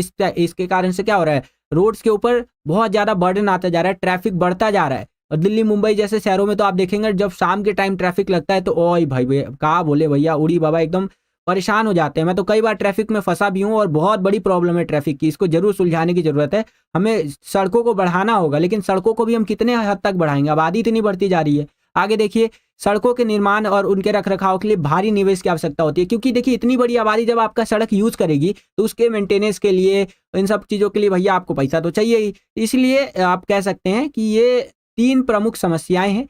ठीक है, सड़क परिवहन की। हालांकि हर परिवहन की कुछ ना कुछ समस्याएं होती हैं, चाहे आपका जल परिवहन ले लीजिए, वायु परिवहन ले लीजिए, सबकी कुछ ना कुछ समस्याएं होती हैं, लेकिन प्रमुख है हमारा यहाँ पर सड़क परिवहन, इसलिए मैंने आपको बता दिया। ठीक है, इसके बाद जल और वायु परिवहन के बारे में भी आपको बताने का प्रयास करूंगा। इंग्लिश मीडियम में यही क्वेश्चन इस तरह से रहेगा, describe any 3 major problems of road transport in the world, and आप इस तरह से आंसर लिख सकते हैं। क्लियर है बच्चों? ठीक है, तो हम लोग यहाँ से सेक्शन डी से शुरुआत करेंगे, जो कि हमारा लॉन्ग आंसर टाइप के क्वेश्चंस वाला रहने वाला है। यानी कि यहाँ पर जो हमसे क्वेश्चंस पूछे जाएंगे वो बड़े बड़े 5-5 नंबर के जो क्वेश्चंस होते हैं ना बच्चों, वो हमसे यहाँ पर पूछे जाएंगे। ठीक है बच्चों, चलिए तो ये वाला क्वेश्चन देखिए बच्चों, और मैं आपको जो क्वेश्चंस करवाऊंगा ना थोड़े इंटरेस्टिंग वे में करवाऊंगा। 24वां क्वेश्चन देखिए यहाँ पर क्या पूछ रहा है कि नवनिश्चयवाद की संकल्पनात्मक ढंग से एक संतुलन बनाने का प्रयास करता है, स्पष्ट कीजिए। ठीक है, क्वेश्चन ध्यान से समझिएगा क्या पूछा है हमसे कि नवनिश्चयवाद की जो संकल्पना है बच्चों, ये संकल्पनात्मक ढंग से संतुलन बनाने का प्रयास करता है। या तो क्वेश्चन आपसे ऐसे पूछ लेगा, या इसी क्वेश्चन को घुमा करके पूछेगा ना तो ऐसे पूछ लेगा आपसे कि नवनिश्चयवाद ग्रिफिथ टेलर की देन है जो 2 विचारधाराओं के मध्य संतुलन बनाने का प्रयास करता है, स्पष्ट कीजिए। ठीक है, तो इसी क्वेश्चन को घुमा करके पूछेगा तो ऐसे पूछ सकता है, इसको और स्पष्ट करके पूछेगा यानी तीसरे तरीके से पूछेगा तो ऐसे पूछ लेगा कि नवनिश्चयवाद की कोई 5 विशेषताएं बताइए। ठीक है। तो देखिए मैं आपको ये भी बताता हुआ चलूंगा सैंपल पेपर्स के अंदर कि क्वेश्चन कैसे कैसे घुमा करके पूछा जाता है। अब यहाँ जो ये तीनों क्वेश्चन आप देख रहे हैं ना, इनका आंसर सेम रहने वाला है बच्चों, ठीक है। इनका आंसर क्या रहने वाला है, सेम रहने वाला है, इसलिए यहाँ पर बड़े ध्यान से समझिएगा। और 5-5 नंबर के जो क्वेश्चन मैं आपको करवाऊंगा, इनमें से कई सारे क्वेश्चंस आपके पेपर में आ सकते हैं, इस बात की 200% की श्योरिटी है बच्चों। 5 साल के एक्सपीरियंस के बेस पर बता रहा हूं, जो क्वेश्चन करवा रहा हूं ना, इनको करके जाइए, पेपर अच्छा ही जाएगा। अभी फिजिकल एजुकेशन का पेपर अच्छा गया ना आपका, और मैं आपको फिर से बोल रहा हूं 200% की यहाँ पर श्योरिटी है। भरोसा दिखाइए, जो मैं आपको करवा रहा हूं उसी में से पेपर आएगा, मोस्टली क्वेश्चंस उसी में से आने वाले हैं, ठीक है। चलिए, तो इसी बात पे एक लाइक कर दीजिएगा, जो हमारा लाइक का टारगेट है इसको कंप्लीट करवा दीजिएगा। चलिए यहाँ पर देखिए इसका आंसर क्या लिखना है कि इस विचारधारा के जनक ग्रिफिथ टेलर महोदय है, ठीक है। नव निश्चयवाद की जो विचारधारा है बच्चों, इसके जो जनक माने जाते हैं, जिन्होंने इसकी एक तरह से कह लीजिए नींव रखी, तो वो है हमारे यहाँ पर ग्रिफिथ टेलर जी, ठीक है।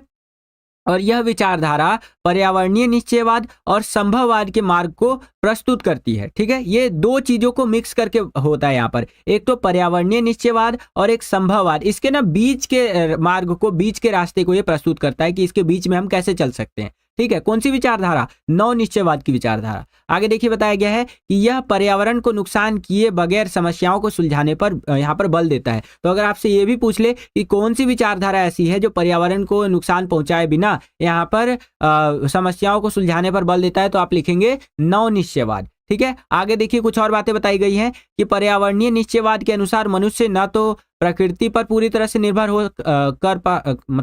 हो कर सकता है और न ही प्रकृति से स्वतंत्र कर जी सकता है, ठीक है। ये पर्यावरणीय निश्चयवाद के बारे में बताया गया है कि भैया अगर आप पर्यावरणीय निश्चयवाद को फॉलो करते हैं तो ना तो आप पूरी तरह से डिपेंड हो सकते हैं, ना तो पूरी तरह से उसको छोड़ करके यहाँ पर आगे चल सकते हैं। आगे बताया गया है कि प्रकृति पर विजय पाने के लिए प्रकृति के ही नियमों का हमें पालन करना एवं उसे विनाश से बचाना होगा, ठीक है। अब अगर हमें प्रकृति पर विजय पाना है, ठीक है, और अपने डेवलपमेंट करना है, तो हमें उसी के हिसाब से चलना पड़ेगा। जैसे हमने यहाँ पर हवा के नियम को समझ करके एरोप्लेन का यहाँ पर आविष्कार किया है, ठीक है। आपने एरोप्लेन्स वगैरह देखे होंगे, तो वो कैसे बने हुए थे, जैसे एक चिड़िया आप देखते होंगे आसमान में, ये चिड़िया उड़ रही है, ठीक है, तो उसके 2 पंख होते हैं और वो इस तरह से उड़ते हैं कि एरोडायनामिक्स की मदद से वो हवा में आसानी से उड़ पाते हैं। तो हमने जो एरोप्लेन वगैरह का आविष्कार किया इस तरह से, तो कैसे आविष्कार कर लिया, उसी सब चीजों को तो देख करके किया। तो प्रकृति पर विजय पाने के लिए हमें प्रकृति के नियमों का पालन करना होगा और उसे विनाश से भी बचाना होगा। ये नहीं कि हम प्रकृति का नियम का पालन तो कर रहे हैं लेकिन उसका विनाश भी कर रहे हैं, नहीं, हमें उसे विनाश से भी बचाना होगा। सर ये तो कंफर्म है ना कि यहाँ से ठीक कर मंडे में एग्जाम अच्छा 1 नंबर आ जाएगा। हाँ बिल्कुल बिल्कुल, जो हम यहाँ करवा रहे हैं आपको बच्चों, इसमें से कई सारे क्वेश्चंस आपके पेपर में आएंगे। ये मैं आपको अपने 5 साल के एक्सपीरियंस के आधार पर बता रहा हूँ बच्चों। जो अभी आपका फिजिकल एजुकेशन का पेपर हुआ था, उसमें आपने देखा था कि लगभग 60 से 70% पेपर सेम आया था। जो हमने आपको करवाए थे ना क्वेश्चन, वही क्वेश्चन आपके पेपर में आए थे, ठीक है। तो बिल्कुल ही आप चिंता मुक्त रहिए, जितनी मेहनत हम आपके लिए कर रहे हैं ना, ये मेहनत रंग लाएगी और आप भी जितना मेहनत कर रहे हैं, आपकी मेहनत भी रंग लाने वाली है। इसी बात पर सारे बच्चे चैट सेक्शन में एक बार फायर वाला इमोजी भेज देंगे। लाल दिल, हरा दिल, काला दिल, नीला गुलाबी दिल, जितना दिल होता है सारा दिल जो है चैट सेक्शन में भेज दीजिए एक बारी, ठीक है। चलिए, सेम यही क्वेश्चन इंग्लिश मीडियम में इस तरह से रहेगा। यहाँ पर आप देख सकते हैं, neo determinism tries to create a balance in a conceptual manner explain, ठीक है। और बाकी यहाँ पर आप देख सकते हैं इस तरह से क्वेश्चन रहेगा हमारा, और आंसर इस प्रकार से आपको लिखते हुए चलना है बच्चों। ये आप अपनी स्क्रीन पर देख सकते हैं, ठीक है बच्चों। अब देखिए ये वाला जो हमने क्वेश्चन कर लिया, इसी क्वेश्चन में आपको एक अथवा एक चॉइस दे दिया है कि अगर आपको ऊपर वाला क्वेश्चन नहीं आता है तो नीचे वाला जो क्वेश्चन है इसको आप अटेंड कर सकते हैं। इसके अथवा में, इसके चॉइस में देखिए क्या क्वेश्चन हमसे पूछा गया है कि विश्व में जनसंख्या के वितरण एवं घनत्व को प्रभावित करने वाले कारकों की विवेचना कीजिए, ठीक है। वर्ल्ड लेवल पर अगर हम बात करें बच्चों, वैश्विक स्तर पर बात करें, तो क्या चीजें हैं जो जनसंख्या के वितरण को प्रभावित करता है। कि आप देखेंगे कि कहीं तो आपको जनसंख्या बहुत ज्यादा देखने को मिलेगी, जैसे ये एक जगह मान लीजिए, यहाँ पर ये जो डॉट डॉट लगा रहा हूं, ये मान लीजिए वहां पर रहने वाले इंसान है, ठीक है। इतने इंसान एक जगह पे आपको देखने को मिलेंगे। और एक ये जगह ले लीजिए जो इतना बड़ा है लेकिन फिर भी यहाँ पर आपको इंसान कम ही देखने को मिलेंगे इस तरह से। तो क्या कारण है कि हमें पूरे वर्ल्ड लेवल पे ये जनसंख्या का वितरण में इतना ज्यादा डिफरेंस देखने को मिलता है, ठीक है, वो आपको बताना है। इसी के अथवा में देखिए, अगर आपसे क्वेश्चन ऐसे पूछा है, ये आपको समझ में आ गया, तो मान लीजिए कि बल्ले बल्ले, ठीक है, और मतलब मैं यहाँ क्या समझाना चाह रहा हूँ, दोबारा से बता देता हूँ। कहने का मतलब ये है कि यही वाला क्वेश्चन या तो आपसे ऐसे पूछ लेगा या तो उसको घुमा करके पूछेगा तो ऐसे पूछ लेगा आपसे, ठीक है। अब घुमा करके कैसे पूछा है इसको देखिए। विश्व में जनसंख्या का वितरण असमान है, इस कथन के संदर्भ में प्रमुख कौन से कारक जनसंख्या वितरण को प्रभावित करते हैं। सेम आंसर होगा दोनों का, बस क्वेश्चन देखिए यहाँ पर कैसे घुमा करके आपसे पूछता है। देख रहे हैं आप, यहाँ पर कई सारे बच्चों को कंफ्यूज करने के लिए क्वेश्चन ऐसे घुमाता है।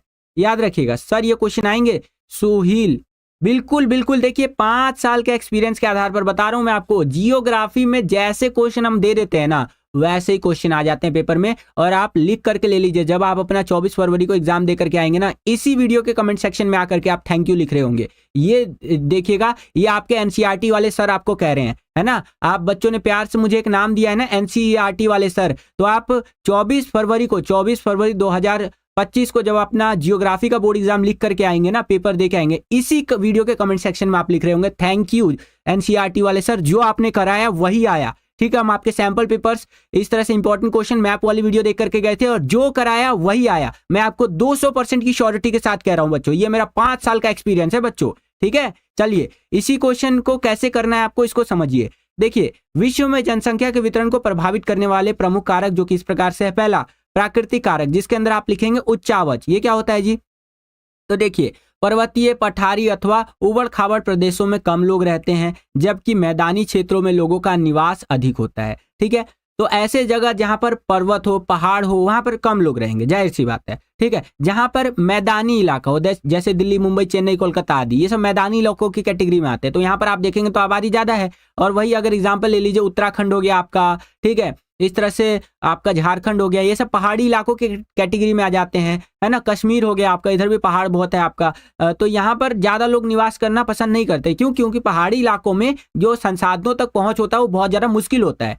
समझ रहे हैं आप, ये चीजें हैं। आगे देखिए, ये बताया भी गया है क्योंकि इन क्षेत्रों में भूमि उर्वरक होती है और कृषि की जा सकती है। यही कारक है कि नदी घाटियों जैसे गंगा, ब्रह्मपुत्र, अंग हो आदि हो की घाटियों के जैसे कि किनारे घनी आबादी हमें देखने को मिलती है। ठीक है, अब जो पहाड़ी इलाका होगा बच्चों, वहां पर खेती करना भी काफी मुश्किल होगा, है कि नहीं। लेकिन जो मैदानी इलाका होगा, जहां पर एकदम प्लेन जमीन होगा, वहां आसानी से आप खेती कर सकते हैं। समझ रहे हैं आप, यही कारण है कि जो गंगा नदी है, जो ब्रह्मपुत्र नदी है, ठीक है, तो इन नदियों के किनारे बहुत सारे शहर आपको बसे हुए देखने को मिल जाएंगे, इन नदियों के घाटी के अंदर। ठीक है, इस तरह से क्लियर है।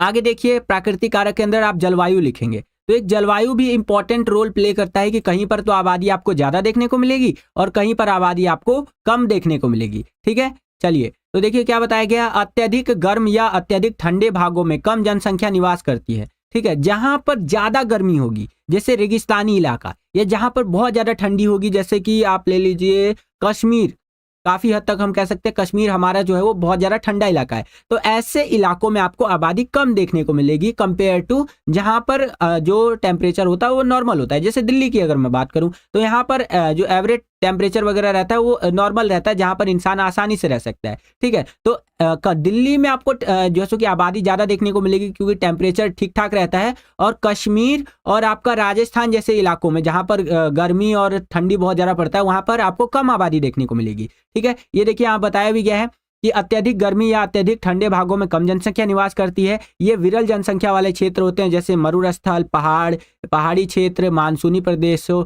में अत्यधिक जनसंख्या निवास करती है। ठीक है, इस तरह से यहाँ पर बताया गया, जैसे एशिया के देश। तो ये कुछ बातें यहाँ पर बताई गई है। क्लाइमेट एक इंपॉर्टेंट रोल प्ले करता है। तो ये तो हो गया प्राकृतिक कारक, ठीक है, जिस कारण से हमें जनसंख्या वितरण जो है वो इस तरह से देखने को मिलती है असमान रूप से। अगला, आर्थिक कारक। देखिए, अब कुछ इकोनॉमिकल इफेक्ट भी होते हैं या इकोनॉमिकल रीजंस कह सकते हैं, जिस कारण से जनसंख्या कम ज्यादा आपको देखने को मिलती है। कहीं पर जनसंख्या का ज्यादा होती है, कहीं पर जनसंख्या कम होती है। तो इसमें आप लिखेंगे परिवहन का विकास। ठीक है, परिवहन के साधनों के विकास से लोग दूर के क्षेत्रों में परिवहन के बेहतर संसाधनों या साधनों से जुड़ जाते हैं। विश्व के सभी परिवहन साधन से जुड़े क्षेत्र जो है वो सघन आबाद है। तो जहां पर आपको ट्रांसपोर्टेशन अच्छा खासा देखने को मिलेगा, मान लीजिए कि मैं दिल्ली की बात करता हूं, तो दिल्ली में आप देखेंगे तो दिल्ली में आपको इस तरह से गाड़ी भी देखने को मिल जाएगा, ये देख रहे हैं इस तरह से, है ना।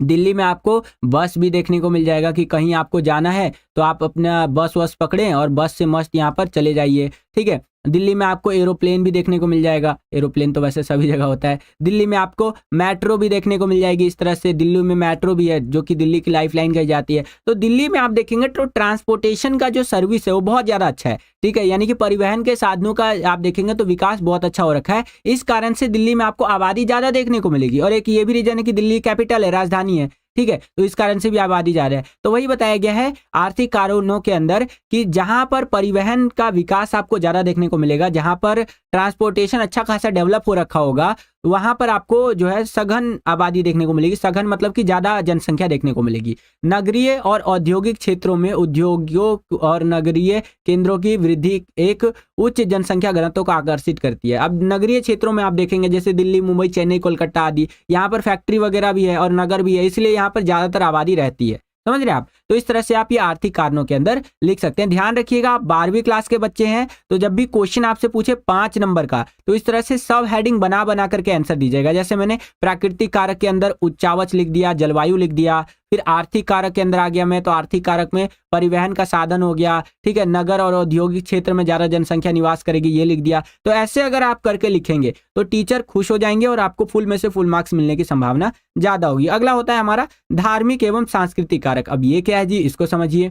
देखिए, धार्मिक कारक के अंदर आप लिख सकते हैं कि धार्मिक कारणों से लोग अपने देश छोड़ने को मजबूर हो जाते हैं। दूसरे विश्व युद्ध के दौरान यहूदियों को यूरोप छोड़कर रेगिस्तानी क्षेत्रों में नया देश जो है इजराइल बसाना पड़ा था। इसी प्रकार दक्षिणी अफ्रीका में रंग भेद की नीति के कारण जनसंख्या का वितरण प्रभावित हुआ था। समझ रहे हैं? तो कई बार ऐसी परिस्थितियां उत्पन्न हो जाती हैं जिस कारण से आप कह सकते हैं ये धार्मिक कारणों के अंदर आ जाएगा, वैसे कि लोगों को अपने देश छोड़ करके या अपनी जगह छोड़ करके दूसरी जगह जाना पड़ता है। जैसे दूसरा विश्व युद्ध जब हुआ था, सेकेंड वर्ल्ड वॉर जो हुआ था, वहां पर यहूदी लोग जो होते थे, जो बहुत ही मतलब यंग और क्या बोलते हैं शक्तिशाली लोग होते हैं यहूदी लोग, उन्होंने क्या किया, यूरोप छोड़ करके रेगिस्तानी क्षेत्रों में चले गए और वहां एक नया देश इजराइल बनाया है। वही इजराइल जो आज पूरी दुनिया पर एकदम अपना लोहा मनवाता है कि देखो हम हैं पावरफुल, है कि नहीं। और अफ्रीका का एग्जाम्पल दे रखा है, दक्षिण अफ्रीका में रंग भेद की नीति के कारण जनसंख्या का वितरण बहुत ज्यादा प्रभावित हुआ है। ठीक है, तो ये आप धार्मिक कारक के अंदर लिख सकते हैं। अगला राजनीतिक कारक, किसी देश में गृह युद्ध, अशांति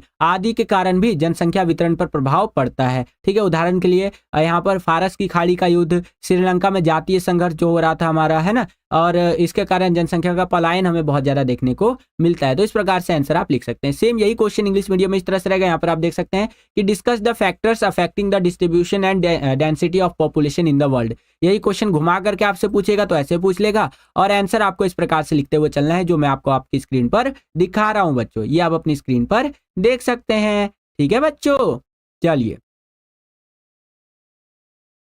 अब ये 25वां क्वेश्चन देखिए। ये कहूंगा मोस्ट इंपॉर्टेंट क्वेश्चन है, कई बार ये पेपर में आ रखा है क्वेश्चन। क्वेश्चन क्या है कि मानव विकास के विभिन्न उपागमों को स्पष्ट कीजिए। मानव विकास के जो अलग अलग उपागम है बच्चों, उनको हमें स्पष्ट करना है। ठीक है, तो आंसर आप इस प्रकार से लिखेंगे बच्चों कि पहला आता है आय उपागम। मानव विकास के अगर हम अलग अलग उपागमों की बात करें तो पहला आएगा आय उपागम। इसमें क्या होता है, यह मानव के सबसे पुराने उपागमों में से एक है। ठीक है, और इसमें मानव विकास को आय से जोड़ करके देखा जाता है। ठीक है बच्चों, तो मानव विकास के उपागमों में हम बात करें तो पहला आ जाएगा आय उपागम, यानी कि पैसे से जो संबंधित होता है, और ये मानव विकास के सबसे पुराने उपागमों में से एक है जिसके अंदर मानव का जो विकास होता है, ह्यूमन का जो डेवलपमेंट होता है, उसको आय के साथ जोड़ करके देखा जाता है। अर्थात आय का उच्च स्तर विकास के ऊंचे स्तर को दर्शाता है कि भैया जो देश ज्यादा पैसा कमा रहा है, जो देश के लोग ज्यादा पैसा कमा रहे हैं, वो ज्यादा डेवलप है। समझ रहे हैं? तो ये जो उपागम है उसमें यही पर्टिकुलर बताया गया है कि जो मानवों का विकास है, ह्यूमन डेवलपमेंट है, उसको पैसे के साथ जोड़ करके देखा जाता है कि भैया पैसा है तो ये विकसित है। समझ रहे हैं? आय उपागम कुछ इस टाइप का है आपका। अगला आता है कल्याण उपागम, जो मानव विकास के विभिन्न उपागमों में से एक है। इसमें क्या होता है, यह उपागम मानव को लाभार्थी अथवा सभी विकासात्मक गतिविधियों के लक्ष्य के रूप में देखता है और सरकार कल्याण पर अत्यधिक व्यय करने और मानव विकास के स्तरों में वृद्धि करने के लिए जिम्मेदार होती है। ठीक है, सरकार क्या करती है, सरकार यहाँ पर जो कल्याण, जन कल्याण होता है उस पर ज्यादा ध्यान देती है और ज्यादा से ज्यादा खर्च करके यहाँ पर उस चीज को ठीक करती है ताकि जनता को ओवरऑल फैसिलिटीज वगैरह मिल सके और उनका ओवरऑल डेवलपमेंट हो सके। तो इस चीज के अंदर इसी को ही हम लोग मानव विकास कहते हैं। ठीक है, यानी ह्यूमन डेवलपमेंट कहते हैं कि हाँ भैया अगर कल्याण पर खर्चा हो रहा है तो इसका मतलब ये है कि वहां पर ह्यूमन डेवलपमेंट हो रहा है बच्चों। तो ये एक हो जाएगा कल्याण उपागम। अगला होता है आधारभूत आवश्यकता उपागम। अब ये क्या चीज है जी, देखिए इस उपागम को मूल रूप से अंतर्राष्ट्रीय श्रम संगठन ने प्रस्तावित किया था। ये जो आधारभूत आवश्यकता उपागम है बच्चों, इसको ILO यानी इंटरनेशनल लेबर ऑर्गेनाइजेशन, अंतर्राष्ट्रीय श्रम संगठन ने ही प्रस्तावित किया। इसमें 6 न्यूनतम आवश्यकताओं जैसे शिक्षा, भोजन, जलापूर्ति, स्वच्छता, स्वास्थ्य और आवास की पहचान की गई है। ठीक है, इसमें या इनमें मानव विकल्पों के लिए प्रश्न की उपेक्षा की गई है। कि कहने का मतलब ये है कि ये चीज तो होना ही चाहिए। अगर हम मानव विकास की बात कर रहे हैं, ह्यूमन डेवलपमेंट की बात कर रहे हैं, तो यहाँ पर ये बोला गया है कि ये 6 चीजें होनी चाहिए, जिसमें से आपका शिक्षा हो, भोजन हो, जल की आपूर्ति हो, स्वच्छता हो, ठीक है, स्वास्थ्य हो और आवास की पहचान हो। ये सारी चीजें होंगे तभी यहाँ पर हम मानव विकास को कंसीडर कर सकते हैं, ह्यूमन डेवलपमेंट को कंसीडर कर सकते हैं। तो ये हो गया आपका आधारभूत आवश्यकता उपागम, जो कि किसके द्वारा प्रस्तावित किया गया था बच्चों? कौन सा बच्चा बताएगा? है कोई नौजवान जो बता सके? आधारभूत आवश्यकता उपागम किसके द्वारा यहाँ पर प्रस्तावित किया गया? किसने यहाँ पर प्रस्ताव रखा था आधारभूत आवश्यकता उपागम का? सर वर्ल्ड मैप याद नहीं हो रहा है, क्या करूं? देखिए मैप के ऊपर मैंने 3 वीडियो बना दिए, एक इंडिया का मैप, एक वर्ल्ड मैप और एक कंबाइंड वीडियो बनाई है। तीनों वीडियो देख लीजिएगा, पूरा मैप कवर हो जाएगा आपका। तो बताइए मुझे, जो आपका आधारभूत आवश्यकता उपागम है, ये किसके द्वारा यहाँ पर प्रस्तावित किया गया था? किसने इसकी प्रस्तावना रखी थी? है कोई नौजवान? देखता हूं मैं यहाँ पर कौन सा बच्चा सबसे पहले बताता है। जो बच्चा सबसे पहले बताएगा उसके लिए मैं यहाँ क्लैप करूंगा कि वेरी गुड बच्चे। ILO agent 47, very good very good agent, very good बच्चे, वेरी गुड। और कोई नौजवान है? ILO के द्वारा सत्यम कुमार, वेरी गुड बच्चे, वेरी गुड। सत्यम के लिए सारे जोरदार तालियां बजाएंगे और एजेंट के लिए भी सारे, ठीक है। चलिए आयशा खान, परफेक्ट, ठीक है, वेरी गुड। आगे चलते हैं और देखिए हमारा लाइक हो चुका है 88 लाइक्स। तो लाइक के टारगेट को हमने जो सेट कर रखा है, लाइक का टारगेट बढ़ाइए। एटलीस्ट ये लाइव स्ट्रीम एंड होने से पहले 500 लाइक्स तो कंप्लीट करा ही दीजिए बच्चों। 500 लाइक्स कंप्लीट करवा दीजिए ये लाइव क्लास एंड होने से पहले। बाकी जो हमारा लाइक का टारगेट है उसे तो आप कंप्लीट करवा ही देंगे। चलिए अगला होता है हमारा क्षमता उपागम। अब ये क्या है जी? इस उपागम का संबंध प्रो अमर्त्य सेन से है। संसाधनों तक पहुंच के क्षेत्र में मानव क्षमताओं का निर्माण करना बढ़ते मानव विकास की कुंजी है। तो यहाँ पर ये बोला गया है ना बच्चों, प्रो अमर्त्य सेन से ये संबंधित है हमारा क्षमता उपागम, और इसमें ये बोला गया है कि संसाधनों तक पहुंच के क्षेत्र में मानव क्षमताओं का निर्माण करना और बढ़ते मानव विकास की ये कुंजी है। कि भैया जो भी संसाधन है उस तक ज्यादा से ज्यादा लोग पहुंच सके, यही एक तरह से मानव विकास का यहाँ पर की है बच्चों। इसी तरह से मानव विकास किया जा सकता है, ठीक है। तो ये इस तरह से आप आंसर लिख सकते हैं। सेम यही क्वेश्चन इंग्लिश मीडियम में इस तरह से रहेगा। यहाँ पर आप देख सकते हैं कि explain the various approaches to human development, and answer आपको इस प्रकार से लिखते हुए चलना है, जैसे कि इनकम अप्रोच हो गया, वेलफेयर अप्रोच हो गया, बेसिक नीड्स अप्रोच हो गया आपका, ठीक है, कैपेबिलिटी अप्रोच हो गया। ये आप अपनी स्क्रीन पर देख सकते हैं ना। इस तरह से आपको आंसर लिखते हुए चलना है बच्चों। आगे चलते हैं। अब इसी क्वेश्चन में आपको एक अथवा दे दिया है, एक चॉइस दे दिया है कि अगर आपको ऊपर वाला क्वेश्चन नहीं आता है तो नीचे वाला क्वेश्चन आप अटेंड कर सकते हैं। देखिए 5 नंबर के जो क्वेश्चंस आपसे पेपर में पूछे जाएंगे 24 फरवरी 2025 को, जो आपका बोर्ड एग्जाम होना है, उसके अंदर हर क्वेश्चन के अंदर आपको अथवा देखने को मिलेगा, हर क्वेश्चन के अंदर, जिससे कि ये पेपर करना आपके लिए और आसान हो जाएगा बच्चों। और याद रखिएगा, अथवा वाले क्वेश्चन के अंदर वही अटेंड करना है आपको जो सबसे अच्छी तरीके से आता है। मान लीजिए ऊपर एक क्वेश्चन पूछा है और नीचे एक क्वेश्चन पूछा है, ठीक है। तो अगर आपको ये क्वेश्चन बहुत अच्छे से आता है तभी आप इस क्वेश्चन को अटेंड कीजिएगा। अगर आपको 1% भी डाउट है कि यहाँ पर मेरा 1 नंबर भी कट सकता है तो इसको अटेंड मत कीजिएगा। इसके नीचे वाला क्वेश्चन कर लीजिएगा, जिससे कि आपको पूरे 5 में से 5 नंबर मिल जाए। और यहाँ पर जियोग्राफी के पेपर में एक चीज याद रखिएगा कि आपको कहानी बना के या ज्यादा से ज्यादा भर करके लिख के नहीं आना है। टू द पॉइंट आंसर दीजिएगा, 5 में से 5 नंबर आपको मिल जाएगा, ठीक है। चलिए ये वाला क्वेश्चन देखिए, ये भी काफी इंपॉर्टेंट है। मिश्रित कृषि की विशेषताएं बताते हुए इसके प्रमुख क्षेत्रों के नाम लिखिए। मिश्रित कृषि, ध्यान से समझिएगा। इस प्रकार की कृषि में फसल उत्पादन एवं पशुपालन दोनों को समान महत्व दिया जाता है। इस टाइप की जो कृषि होती है बच्चों, इस टाइप की जो खेती होती है, इसके अंदर फसल का भी उत्पादन किया जाता है और पशुपालन भी किया जाता है। दोनों को समान महत्व यहाँ पर दिया जाता है बच्चों। क्यों? क्योंकि इसका नाम ही है मिश्रित कृषि, है कि नहीं बच्चों। आगे देखिए, फसलों के साथ साथ पशु जैसे मवेशी, भेड़, सुअर, कुक्कुर आदि जो है इनके प्रमुख स्रोत होते हैं, ठीक है। तो ये प्रमुख पशु वगैरह होते हैं जो इसके साथ साथ यहाँ पर इनका पालन पोषण इस तरह से किया जाता है मिश्रित कृषि के अंदर। क्लियर है बच्चों? चलिए आगे चलते हैं। आगे बताया गया है चारे के फसलें मिश्रित कृषि के मुख्य घटक है। ठीक है, यानी कि इस कृषि के अंदर आप देखेंगे तो मुख्यतः चारे की फसलें उगाई जाती है, जिससे कि चारा वगैरह बनाया जा सके, है ना, चारा वगैरह का हो सके। तो ये चीजें हमें इसमें प्रमुख देखने को मिलती है। नेक्स्ट, इस कृषि में खेतों का आकार मध्यम होता है। इस कृषि में आप देखेंगे तो खेत आपको ज्यादा बड़े नहीं देखने को मिलेंगे बच्चों, खेत आपको मध्यम यानी कि मीडियम साइज के खेत आपको देखने को मिलेंगे। आगे देखिए बताया गया मिश्रित कृषि के अंदर इसमें बोई जाने वाली अन्य फसलें गेहूं, जौ, राई, जई, मक्का, कंदमूल प्रमुख होते हैं और सरायावर्तन एवं अंतः फसली कृषि मृदा की उर्वरता को बनाए रखने में महत्वपूर्ण भूमिका निभाता है। तो इस तरह से यहाँ पर कुछ बातें बताई गई हैं। क्लियर है बच्चों? चलिए, आशा करता हूँ कि आपको समझ में आया होगा। और यही क्वेश्चन इंग्लिश में दिखाने से पहले एक और पॉइंट रह गया इसी का, उसको देख लेते हैं यहाँ पर कि इस प्रकार की कृषि विश्व के अत्यधिक विकसित भागों में की जाती है, यानी कि वर्ल्ड का जो सबसे डेवलप्ड एरिया होते हैं वहां पर इस तरह की कृषि बच्चों की जाती है। ठीक है, जैसे कि उत्तरी पश्चिमी यूरोप हो गया आपका, उत्तरी अमेरिका का पूर्वी भाग हो गया, यूरेशिया के कुछ भाग एवं दक्षिण महाद्वीप के समशीतोष्ण अक्षांश वाले भाग। तो यहाँ पर यह मुख्य रूप से किया जाता है बच्चों। क्लियर है? चलिए, यही क्वेश्चन इंग्लिश मीडियम में इस तरह से रहेगा। यहाँ पर आप देख सकते हैं कि explain the characteristics of mixed agriculture and write the names of its major areas. ठीक है, तो आंसर इस प्रकार से आपको लिखते हुए चलना है, ये आप अपनी स्क्रीन पर देख सकते हैं बच्चों। ठीक है, चलिए, perfect perfect, very good very good, यहाँ पर आप देख सकते हैं। ओके, चलिए, और यहाँ पर मैं देख पा रहा हूँ कि हमारा जो लाइक्स हो चुके हैं वो 102 लाइक्स हो चुके हैं। तो बहुत बहुत धन्यवाद, 102 लाइक्स आपने कंप्लीट करवा दिया। और हमारा इस लाइव को एंड होने से पहले 500 लाइक्स कंप्लीट करवा दीजिएगा। जी हाँ बच्चों, 500 लाइक्स जो है वो जरूर कंप्लीट करवा दीजिएगा इस लाइव क्लास के एंड होने से पहले। नेक्स्ट क्वेश्चन देखिए बच्चों, इस क्वेश्चन के अंदर बहुत सारे बच्चे कंफ्यूज हो जाते हैं जब भी ये पेपर के अंदर आता है। ठीक है, इंपॉर्टेंट क्वेश्चन है बच्चों, ये आ सकता है एग्जाम के अंदर। क्वेश्चन क्या है? विकासशील देशों में चिकित्सा पर्यटन तेजी से उभर रहा है। ठीक है, जो डेवलपिंग कंट्री है बच्चों वहां पर आप देखेंगे तो जो आपका इस तरह का पर्यटन है, चिकित्सा पर्यटन, जिसे आप अंग्रेजी में क्या कहेंगे बच्चों? इसे हम अंग्रेजी में कहते हैं मेडिकल टूरिज्म। ठीक है, तो ये बहुत तेजी से यहाँ पर उभर रहा है। ठीक है, इस कथन की पुष्टि करनी है आपको, तो समझिए इस चीज को। देखिए, जब चिकित्सा एवं उपचार के साथ साथ पर्यटन की सुविधा भी प्रदान की जाती है तो इसे चिकित्सा पर्यटन कहते हैं। ठीक है, यानी कि चिकित्सा जो होता है, उपचार होता है। एग्जाम्पल के लिए मैं आपको बताता हूँ, एक व्यक्ति है अमेरिका का।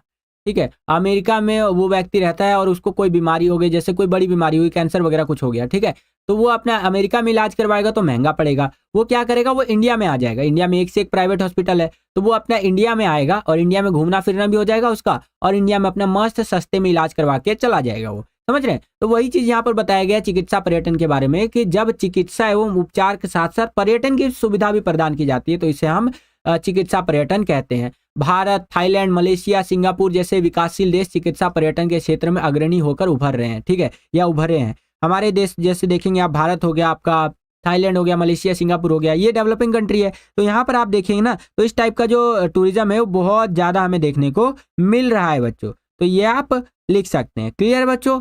आगे इस का प्रमुख कारण इन देशों में विकसित देशों की अपेक्षा चिकित्सीय सुविधाओं का सस्ता होना है तथा साथ ही चिकित्सा के उच्च स्तरीय होना भी है। देखिए, बेशक हमारा जो देश है वो डेवलप नहीं है, फिर भी हमारे देश में आप देखेंगे तो जो मेडिकल फैसिलिटीज है, अगर आप प्राइवेट हॉस्पिटल्स की मैं यहाँ बात कर रहा हूँ, वहां पे जाएंगे तो बहुत अच्छी मेडिकल फैसिलिटी देखने को मिलेंगी, जो कि अन्य देशों के मुकाबले काफी सस्ती है। अगर आप वेस्टर्न कंट्रीज, अमेरिका, यूरोप के देशों से कंपेयर करें तो काफी सस्ती है बच्चों। इसीलिए ज्यादातर देश के लोग ये पसंद करते हैं, बाहर के जो थोड़े डेवलप कंट्रीज के लोग हैं वो चाहते हैं कि इंडिया में आकर के वो अपना इलाज करवाए और अच्छे से इलाज पानी करवा के चले जाए, सस्ते में इलाज भी हो जाएगा, घूमने का घूमना भी हो जाएगा, है कि नहीं बच्चों?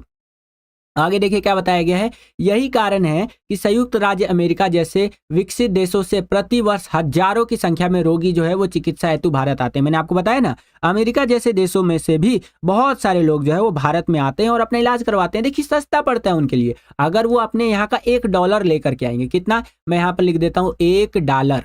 ठीक है, $1 इस तरह से लेकर के आते हैं तो वो इंडिया में कितना हो जाएगा? अभी के रेट के हिसाब से मैं यहाँ पर एक बार देख भी लेता हूँ क्या डॉलर का रेट चल रहा है। तो अभी रेट चल रहा है आपका 86 रुपया। समझ रहे हैं? तो वो अगर अपना $100 भी खर्च करते हैं, यानी कि अपने यहाँ का 100 रुपया खर्च करते हैं अमेरिका का, तो हमारे यहाँ पे उनको कितना मिल जाएगा? लगभग 8,600 रुपये मिलेगा उनको। सोचिए, तो उनके लिए कितना सस्ता पड़ रहा है हमारा देश, काफ़ी सस्ता पड़ रहा है। और अपने देश में वो इलाज करवाएंगे तो उनका लाखों डॉलर के आसपास लग सकता है, लेकिन हमारे यहाँ पे सस्ते में हो जाएगा। इसी कारण से हजारों की तादाद में अमेरिका जैसे देशों से लोग भारत आते हैं और अपना इलाज करवाते हैं। अगला, चिकित्सा प्रशिक्षणों तथा आंकड़ों के निर्वाचन के बाह्य स्रोल के प्रति भी झुकाव हमें पाया जाता है। तो इस तरह से कुछ बातें बताई गई है। नेक्स्ट, भारत तथा अन्य दक्षिण पूर्व एशियाई देश शल्य चिकित्सा के अतिरिक्त विकिरण बिंबों के अध्ययन से लेकर चुंबकीय अनुपाद बीनों के निर्वाचन तथा पराश्रय परीक्षणों तक की सुविधाएं उपलब्ध करा रहे हैं यहाँ पर। ठीक है, यानी कि हर तरह की फैसिलिटीज हमारे देश में उनको मिल रही हैं। ठीक है, जिससे कि ज़्यादा से ज़्यादा जो बाहर के लोग हैं वो आकर के भी हमारे यहाँ पर इलाज करवाते हैं बच्चों। ठीक है, चलिए, परफेक्ट परफेक्ट। और यही क्वेश्चन आपका इंग्लिश मीडियम में इस तरह से रहेगा। यहाँ पर आप देख सकते हैं, medical tourism is rapidly emerging in developing countries, justify this statement. और आंसर आपको इस प्रकार से लिखते हुए चलना है बच्चों, ये आप अपनी स्क्रीन पर देख सकते हैं। ठीक है बच्चों, चलिए, इसी क्वेश्चन के अंदर आपको एक अथवा दे दिया है कि अगर आपको ऊपर वाला क्वेश्चन नहीं आता है तो नीचे वाला जो क्वेश्चन है इसको आप अटेंड कर सकते हैं। इसके अथवा में इसके चॉइस में देखिए बच्चों, क्या क्वेश्चन हमसे पूछा है कि संसार के सबसे लंबे पार महाद्वीपीय रेल मार्ग का नाम लिखिए और इसकी किन्हीं 4 विशेषताओं का वर्णन कीजिए। ठीक है, बड़े ध्यान से समझिएगा, संसार के सबसे लंबे पार महाद्वीपीय रेल मार्ग के बारे में, जिसे हम लोग यहाँ पर पार साइबेरियन रेल मार्ग भी कहते हैं। ठीक है, यहाँ पर एक अभी आपसे क्वेश्चन भी पूछूंगा, इसके बारे में समझिए। यह रेल मार्ग पश्चिम में सेंट पीटर्सबर्ग से पूर्व में प्रशांत महासागर तट पर स्थित व्लादिवोस्टोक तक ये फैली हुई है। ठीक है, ये जो रेल मार्ग है, कौन सी रेल मार्ग? पार साइबेरियन रेल मार्ग की बात कर रहा हूँ। ठीक है, अगला, यह 1.5 किलोमीटर लंबा दोहरे पथ से युक्त विद्युतीकृत एशिया का महत्वपूर्ण रेल मार्ग है। ये बताइए कितना लंबा है ये पार साइबेरियन रेल मार्ग जो है, ये कितना लंबा है? कौन सा बच्चा बताएगा? देखते हैं आपकी जियोग्राफी की तैयारी कितनी हो रखी है। ऑलमोस्ट यहाँ पर 90 बच्चे 91 बच्चे वॉचिंग पर है। और मुझे एक बार बताइए कि ये जो आपका पार साइबेरियन रेल मार्ग है, कौन सा रेल मार्ग बच्चों? पार साइबेरियन रेल मार्ग की लंबाई कितनी है? कौन सा बच्चा बताएगा मुझे? अप्रोक्स में भी बता देंगे तो मैं मान जाऊंगा कि हाँ, तैयारी तो हमारे बच्चे कर रखे हैं, हल्के में नहीं ले सकते हम अपने बच्चों को, तैयारी तो कर रखी है। देखें जरा कौन सा बच्चा यहाँ पर बता पाता है। विनय कुमार, वेरी गुड, बहुत अच्छा आपने प्रयास किया। 9,322 किलोमीटर, बहुत अच्छा ट्राई। और कोई बच्चा बताएगा मुझे? और कोई बच्चा? देखें जरा, देखें देखें जरा, 9,322 किलोमीटर। और कोई बच्चा बताएगा?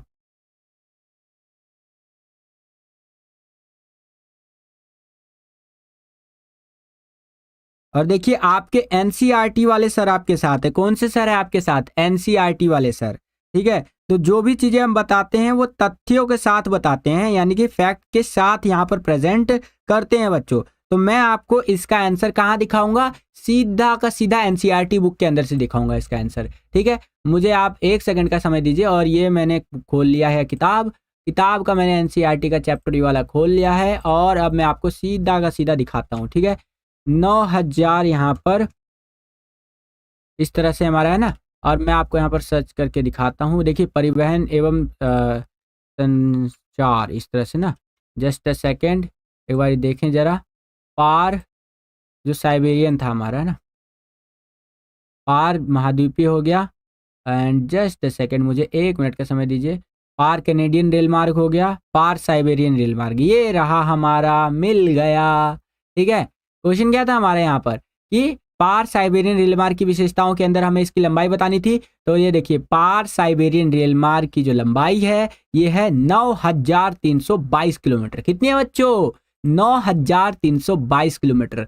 और इसी तरह से, इसीलिए मुझे एनसीईआरटी वाले सर बोलते हैं बच्चे। ठीक है, आपसे जो 1 साल सीनियर बच्चे हैं ना, वो भी मुझे एनसीईआरटी वाले सर बोलते हैं। क्यों? क्योंकि मैं जो भी आपको डेटा दिखाता हूँ वो सीधा का सीधा एनसीईआरटी बुक के अंदर से दिखाता हूं। क्यों? क्योंकि आपका जो क्वेश्चन पेपर बनना है वो एनसीईआरटी बुक के अंदर से बनना है और आंसर की जो बनना है वो भी एनसीईआरटी बुक से बनना है कि नहीं, ताकि आपके मन में कोई डाउट ना रह जाए। इसीलिए हम जो भी दिखाएंगे सीधा एनसीईआरटी बुक से दिखाएंगे, अगर कोई भी चीज को हमें वेरीफाई करना होगा तो। क्लियर है बच्चों? तो हमारा यहाँ पर आंसर क्या हो जाएगा, 9322 किलोमीटर का है ये, याद रखिएगा। ठीक है, और ये कहां से कहां तक फैला हुआ है, ये रेल मार्ग पश्चिम में सेंट पीटर्सबर्ग से लेकर के पूर्व में प्रशांत महासागर तट पर स्थित व्लादिवोस्टोक तक जो है वहां फैला हुआ है ये। ठीक है, इस तरह से याद रखिएगा पार साइबेरियन रेल मार्ग के बारे में। ठीक है बच्चों, चलिए आगे देखिए इसके बारे में और क्या बताया गया है कि यह एशियाई प्रदेशों को पश्चिमी यूरोप बाजार से जोड़ता है और इस रेल मार्ग को दक्षिण से जोड़ने वाले योजक मार्ग के रूप में भी देखा जाता है। यह रेल मार्ग यूराल पर्वत, ओब और येनिसी जो नदी है उससे यह गुजरता है। ठीक है, यहाँ पर आप देख सकते हैं। आशा करता हूँ कि आपको समझ में आ गया होगा। सेम यही क्वेश्चन इंग्लिश मीडियम में इस तरह से रहेगा। यहाँ पर आप देख सकते हैं कि write the name of the longest transcontinental railway line in the world, describe any four of its feature. तो ट्रांस साइबेरियन रेलवे हो जाएगा हमारा, बाकी आप यहाँ पर देख सकते हैं।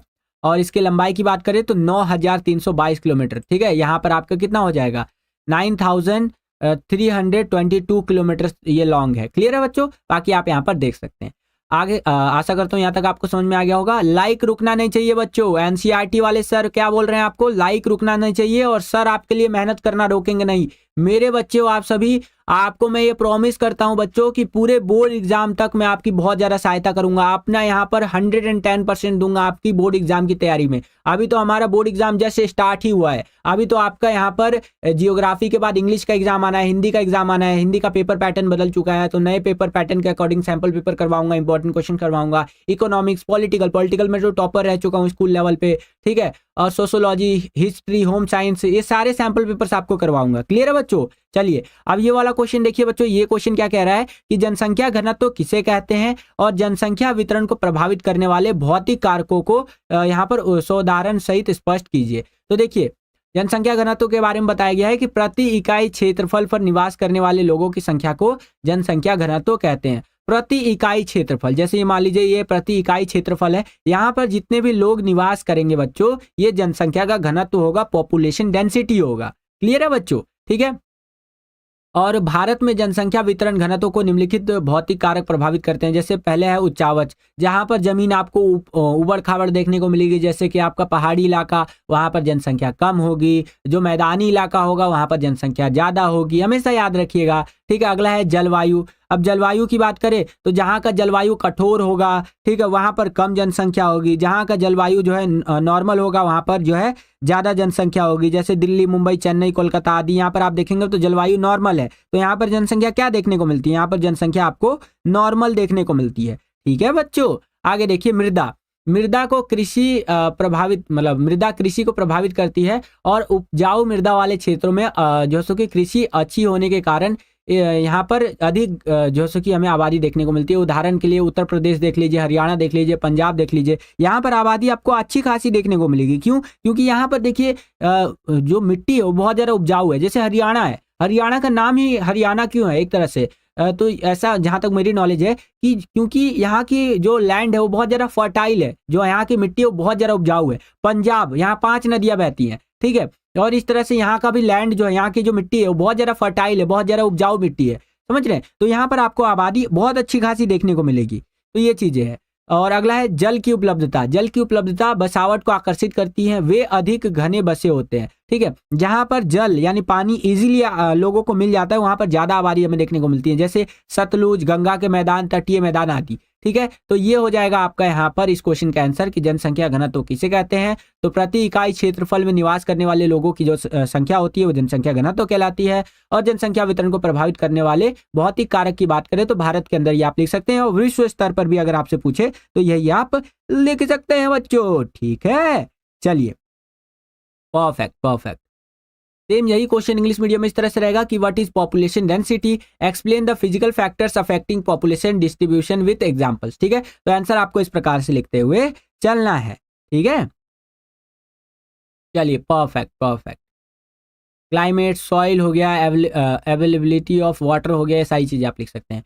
इसी क्वेश्चन के अंदर आपको एक अथवा दे दिया है, एक चॉइस दे दिया है कि अगर आपको ऊपर वाला क्वेश्चन नहीं आता है तो नीचे वाला जो क्वेश्चन है इसको आप अटेंड कर सकते हैं। इसके अथवा इसके चॉइस में देखिए क्या क्वेश्चन हमसे पूछा है कि प्रकार्य के आधार पर भारतीय नगरों को 6 प्रमुख प्रकारों में वर्गीकृत किया जा सकता है, उदाहरण सहित लिखिए। तो देखिए भारत के जो नगर है उनमें होने वाले उनके कार्यों की प्रमुखता के आधार पर उनको कई भागों में वर्गीकृत यानी क्लासिफाई किया जा सकता है, ठीक है। जिसमें से पहला आता है प्रशासनिक शहर। अब भारत के अंदर प्रशासनिक शहर क्या होते हैं जी? तो देखिए वे शहर या नगर जहां उच्चतर क्रम के प्रशासनिक कार्य मुख्यालय वगैरह होते हैं, जैसे दिल्ली, चंडीगढ़ आदि, वो प्रशासनिक शहर के अंदर आते हैं। ये क्वेश्चन काफी इंपॉर्टेंट है कि प्रकार्य के आधार पर भारतीय नगरों को यहाँ पर आपको बताना है। प्रकार्य का मतलब होता है कि उस नगर के अंदर, उस भारत के सिटी के अंदर क्या क्या काम हो रहा है, उसके हिसाब से भारत के शहरों को बांटा गया है, ठीक है। और उन्हीं में से एक होता है पहला प्रशासनिक शहर, जहां पर प्रशासन यानी कि सरकार से संबंधित चीजें काम होती हैं। जैसे दिल्ली ले लीजिए आप, चंडीगढ़ ले लीजिए, यहाँ पर आपको ज्यादातर हेडक्वार्टर्स वगैरह देखने को मिलेंगे, है ना।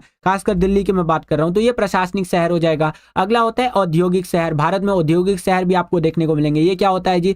तो जिन नगरों में उद्योगों की प्रधानता होती है, यानी कि जहां पर फैक्ट्री वगैरह, इंडस्ट्रीज वगैरह आपको ज्यादा देखने को मिलेंगी, तो वो औद्योगिक नगर होगा आपका। जैसे मुंबई, सेलम, जमशेदपुर आदि, ठीक है। यहाँ पर आपको फैक्ट्री अच्छा खासा देखने को मिलेगा। अगला परिवहन नगर। अब आप बोलेंगे सर जी परिवहन नगर क्या होता है? तो देखिए जी, कुछ नगर पत्तन के रूप में आयात निर्यात में संलग्न रहते हैं, जैसे कांडला, कोच्चि, विशाखापट्टनम, ठीक है। तो ये परिवहन नगर होगा बच्चों, जहां पर आप देखेंगे कि ये इंपोर्ट एक्सपोर्ट में बहुत ज्यादा बिजी रहते हैं, और खासकर ये ऐसे नगर होते हैं जो कि समुद्र के तट पर होते हैं। तभी तो एक शिप, एक जहाज आएगा, यहाँ पर अपना माल अनलोड करेगा, फिर माल लोड करेगा, जाएगा, ठीक है। तो ऐसे जो नगर होते हैं इनको हम लोग परिवहन नगर कहते हैं, ठीक है। इसमें मोस्टली एग्जांपल के लिए आप कांडला लिख सकते हैं, कोच्चि लिख सकते हैं, विशाखापट्टनम लिख सकते हैं, ठीक है। ये हो जाएगा आपका।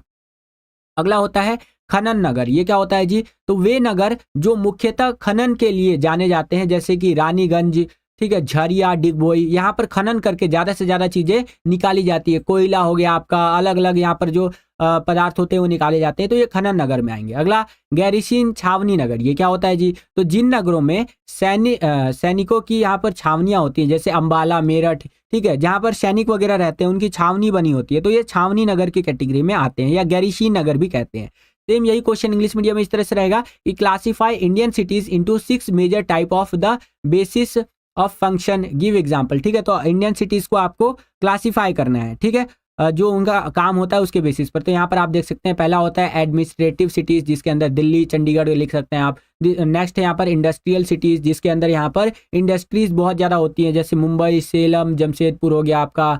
नेक्स्ट होता है ट्रांसपोर्ट सिटीज, जहां पर इंपोर्ट एक्सपोर्ट का काम बहुत अच्छा खासा होता है, तो इसके अंदर मेनली हमारे पोर्ट्स यानी कि जो पत्तन होते हैं वो आ जाते हैं, जैसे कांडला पत्तन, कोच्चि पत्तन, यहाँ पर विशाखापट्टनम जो पत्तन होता है यानी पोर्ट होता है। नेक्स्ट होता है माइनिंग सिटीज। ये क्या होता है जी? तो those cities which are mainly known for mining, like Raniganj, Jharia, Digboi, mostly ये झारखंड में आ जाते हैं, जहां पर खुदाई करके चीजों को निकाला जाता है। अगला होता है गैरीसीन या फिर कैंटोनमेंट सिटीज, ठीक है।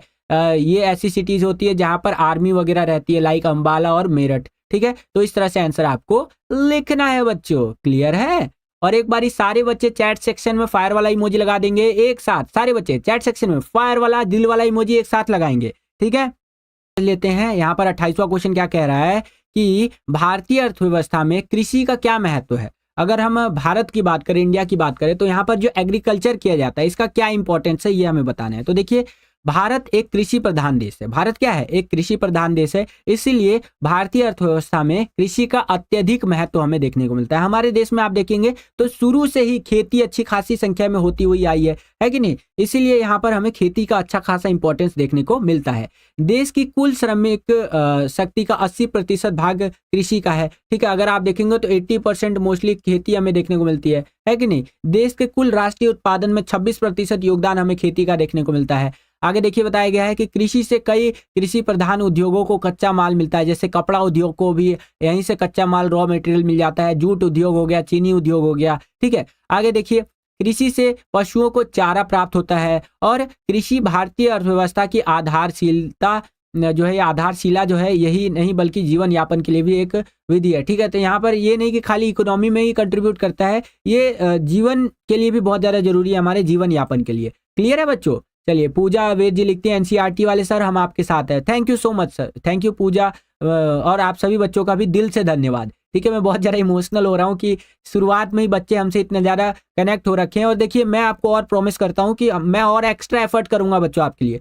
यही क्वेश्चन इंग्लिश मीडियम में इस तरह से रहेगा कि what is the importance of agriculture in Indian economy, और आंसर आपको इस प्रकार से लिखते हुए चलना है। ये आप अपनी स्क्रीन पर देख सकते हैं बच्चों, ठीक है। चलिए, इसी क्वेश्चन के अंदर एक अथवा एक चॉइस दे दिया है हमें कि अगर ऊपर वाला क्वेश्चन हमें नहीं आता है तो नीचे वाला जो क्वेश्चन है इसको हम अटेंड कर सकते हैं। इसके अथवा में इसके चॉइस में देखिए क्या क्वेश्चन हमें दिया गया है कि वर्षा जल संग्रहण किसे कहते हैं, और वर्षा जल संग्रहण के आर्थिक व सामाजिक मूल्यों का विश्लेषण कीजिए। यही क्वेश्चन घुमा करके पूछेगा तो ऐसे पूछ लेगा कि वर्षा जल संग्रहण के किन्हीं 5 उपयोगों को या उपयोगों का वर्णन कीजिए, ठीक है। तो जैसा कि आपको क्वेश्चन में आइडिया लगी गया होगा, वर्षा जल संग्रहण यानी कि जो बारिश से पानी आता है बच्चों, उसको हम लोग संग्रहित करते हैं, यानी कि इकट्ठा करते हैं एक जगह, तो वो वर्षा जल संग्रहण हो गया, ठीक है। तो इसके बारे में हमें बताना है। बाकी यहाँ पर आप जियोग्राफी की लैंग्वेज में देखेंगे कैसे आपको आंसर लिखना है कि वर्षा जल संग्रहण विभिन्न उपयोगों के लिए वर्षा के जल को रोकने और एकत्रित करने की विधि है, ठीक है। जिसके अंदर हम जो बारिश का पानी होता है उसको इकट्ठा करते हैं ताकि अलग अलग कामों के लिए उसको इस्तेमाल हम लोग कर सके बच्चों, ठीक है। और वर्षा जल संग्रहण के आर्थिक व सामाजिक मूल्य हमें देखने को मिलते हैं, जैसे पानी की उपलब्धता को बढ़ाता है, हमारे पास एक्सेस वाटर होता है कोई भी काम को करने के लिए, यानी ज़्यादा से ज़्यादा पानी होता है जिसे सिंचाई के लिए इस्तेमाल कर सकते हैं, पशुओं को पिलाने वगैरह के लिए, उनको नहाने वगैरह के लिए इस्तेमाल कर सकते हैं, भूमिगत जल स्तर को नीचा होने से रोकने के लिए कर सकते हैं। देखिए, क्योंकि पानी का अगर हम या बारिश का पानी इकट्ठा करके यूज़ नहीं करेंगे तो जो ग्राउंड वाटर है, जो ज़मीन के अंदर का पानी है, उसी को निकालेंगे, जिससे कि ग्राउंड वाटर लेवल और नीचे चला जाता है कि नहीं। अगर हम बारिश का पानी ही यूज़ करने लग गए तो कहीं ना कहीं ग्राउंड वाटर को हम और ज़्यादा सेव कर सकते हैं। अगला, मृदा अपरदन और बाढ़ को रोक सकते हैं, ठीक है। लोगों में सामूहिकता की भावना को बढ़ा सकते हैं और भूम जल को पंप करके निकालने में लगने वाली जो ऊर्जा होती है उसको बचा सकते हैं। जैसे पानी जो होता है जमीन के अंदर, उसको निकालने के लिए मोटर वगैरह का इस्तेमाल करते हैं, है ना, जिसको बिजली चाहिए होता है, तो वो चीज़ को हम बचा सकते हैं यहाँ पर ये वर्षा जल संग्रहण करके। सेम यही क्वेश्चन आपका इंग्लिश मीडियम में इस तरह से रहेगा। यहाँ पर आप देख सकते हैं कि what is rain water harvesting, analyse the economic and social values of rain water harvesting, ठीक है। और यही इंग्लिश मीडियम में इस तरह से रहेगा, मतलब इंग्लिश मीडियम में कह रहा हूँ, यही क्वेश्चन को घुमा करके इस तरह से पूछेगा कि describe any 5 use of rain water harvesting, and answer आपको इस प्रकार से लिखते हुए चलना है। ये आप अपनी स्क्रीन पर देख सकते हैं बच्चों, ठीक है। चलिए, इसके आगे चलें तो हम लोग आ जाएंगे सेक्शन ई के अंदर, जिसके अंदर हमसे क्वेश्चन नंबर 29वां और 30वां, ये मैप से रिलेटेड क्वेश्चन पूछा गया है बच्चों।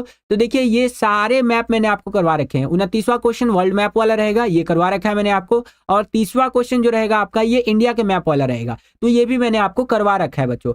तो बस बच्चों, यही था आज का ये वीडियो। आशा करता हूँ आपको ये वीडियो पसंद आया होगा। अगर आपको ये वीडियो पसंद आया तो कर दीजिए ज़्यादा से ज़्यादा लाइक। जितना ज़्यादा वीडियो को आप लाइक करते हैं उतना ज़्यादा हमारा मोटिवेशन बढ़ता है इसी तरह की वीडियोस को बनाने के लिए। चैनल पर अगर आप नए आ गए हैं, विद्यालय स्टडी पॉइंट को अभी तक आपने सब्सक्राइब नहीं किया है तो सब्सक्राइब कर लीजिए। इसी तरह की वीडियोस हम आपके लिए लेकर के आते रहते हैं। जैसे ही आप चैनल को सब्सक्राइब करेंगे, बगल में आपको बेल का, घंटी या घंटा, कुछ भी कह सकते हो, उसका आइकन देखने को मिलेगा। उसको प्रेस करके ऑल पे क्लिक कर दीजिएगा, जिससे कि जो भी हमने वीडियो अपलोड करे उसका नोटिफिकेशन सबसे पहले आपके फ़ोन पर आ जाया करे और आपकी जो तैयारी है वो और बेहतर तरीके से हो सके। अगर आप अपनी तैयारी को बहुत ही बेहतर तरीके से करना चाहते हैं तो स्क्रीन पर जो आपको ये व्हाट्सएप नंबर दिख रहा है, इस पर आप कॉन्टैक्ट कर सकते हैं और सैंपल पेपर को लेकर के अपनी तैयारी को बहुत बढ़िया बना सकते हैं बच्चों, ठीक है।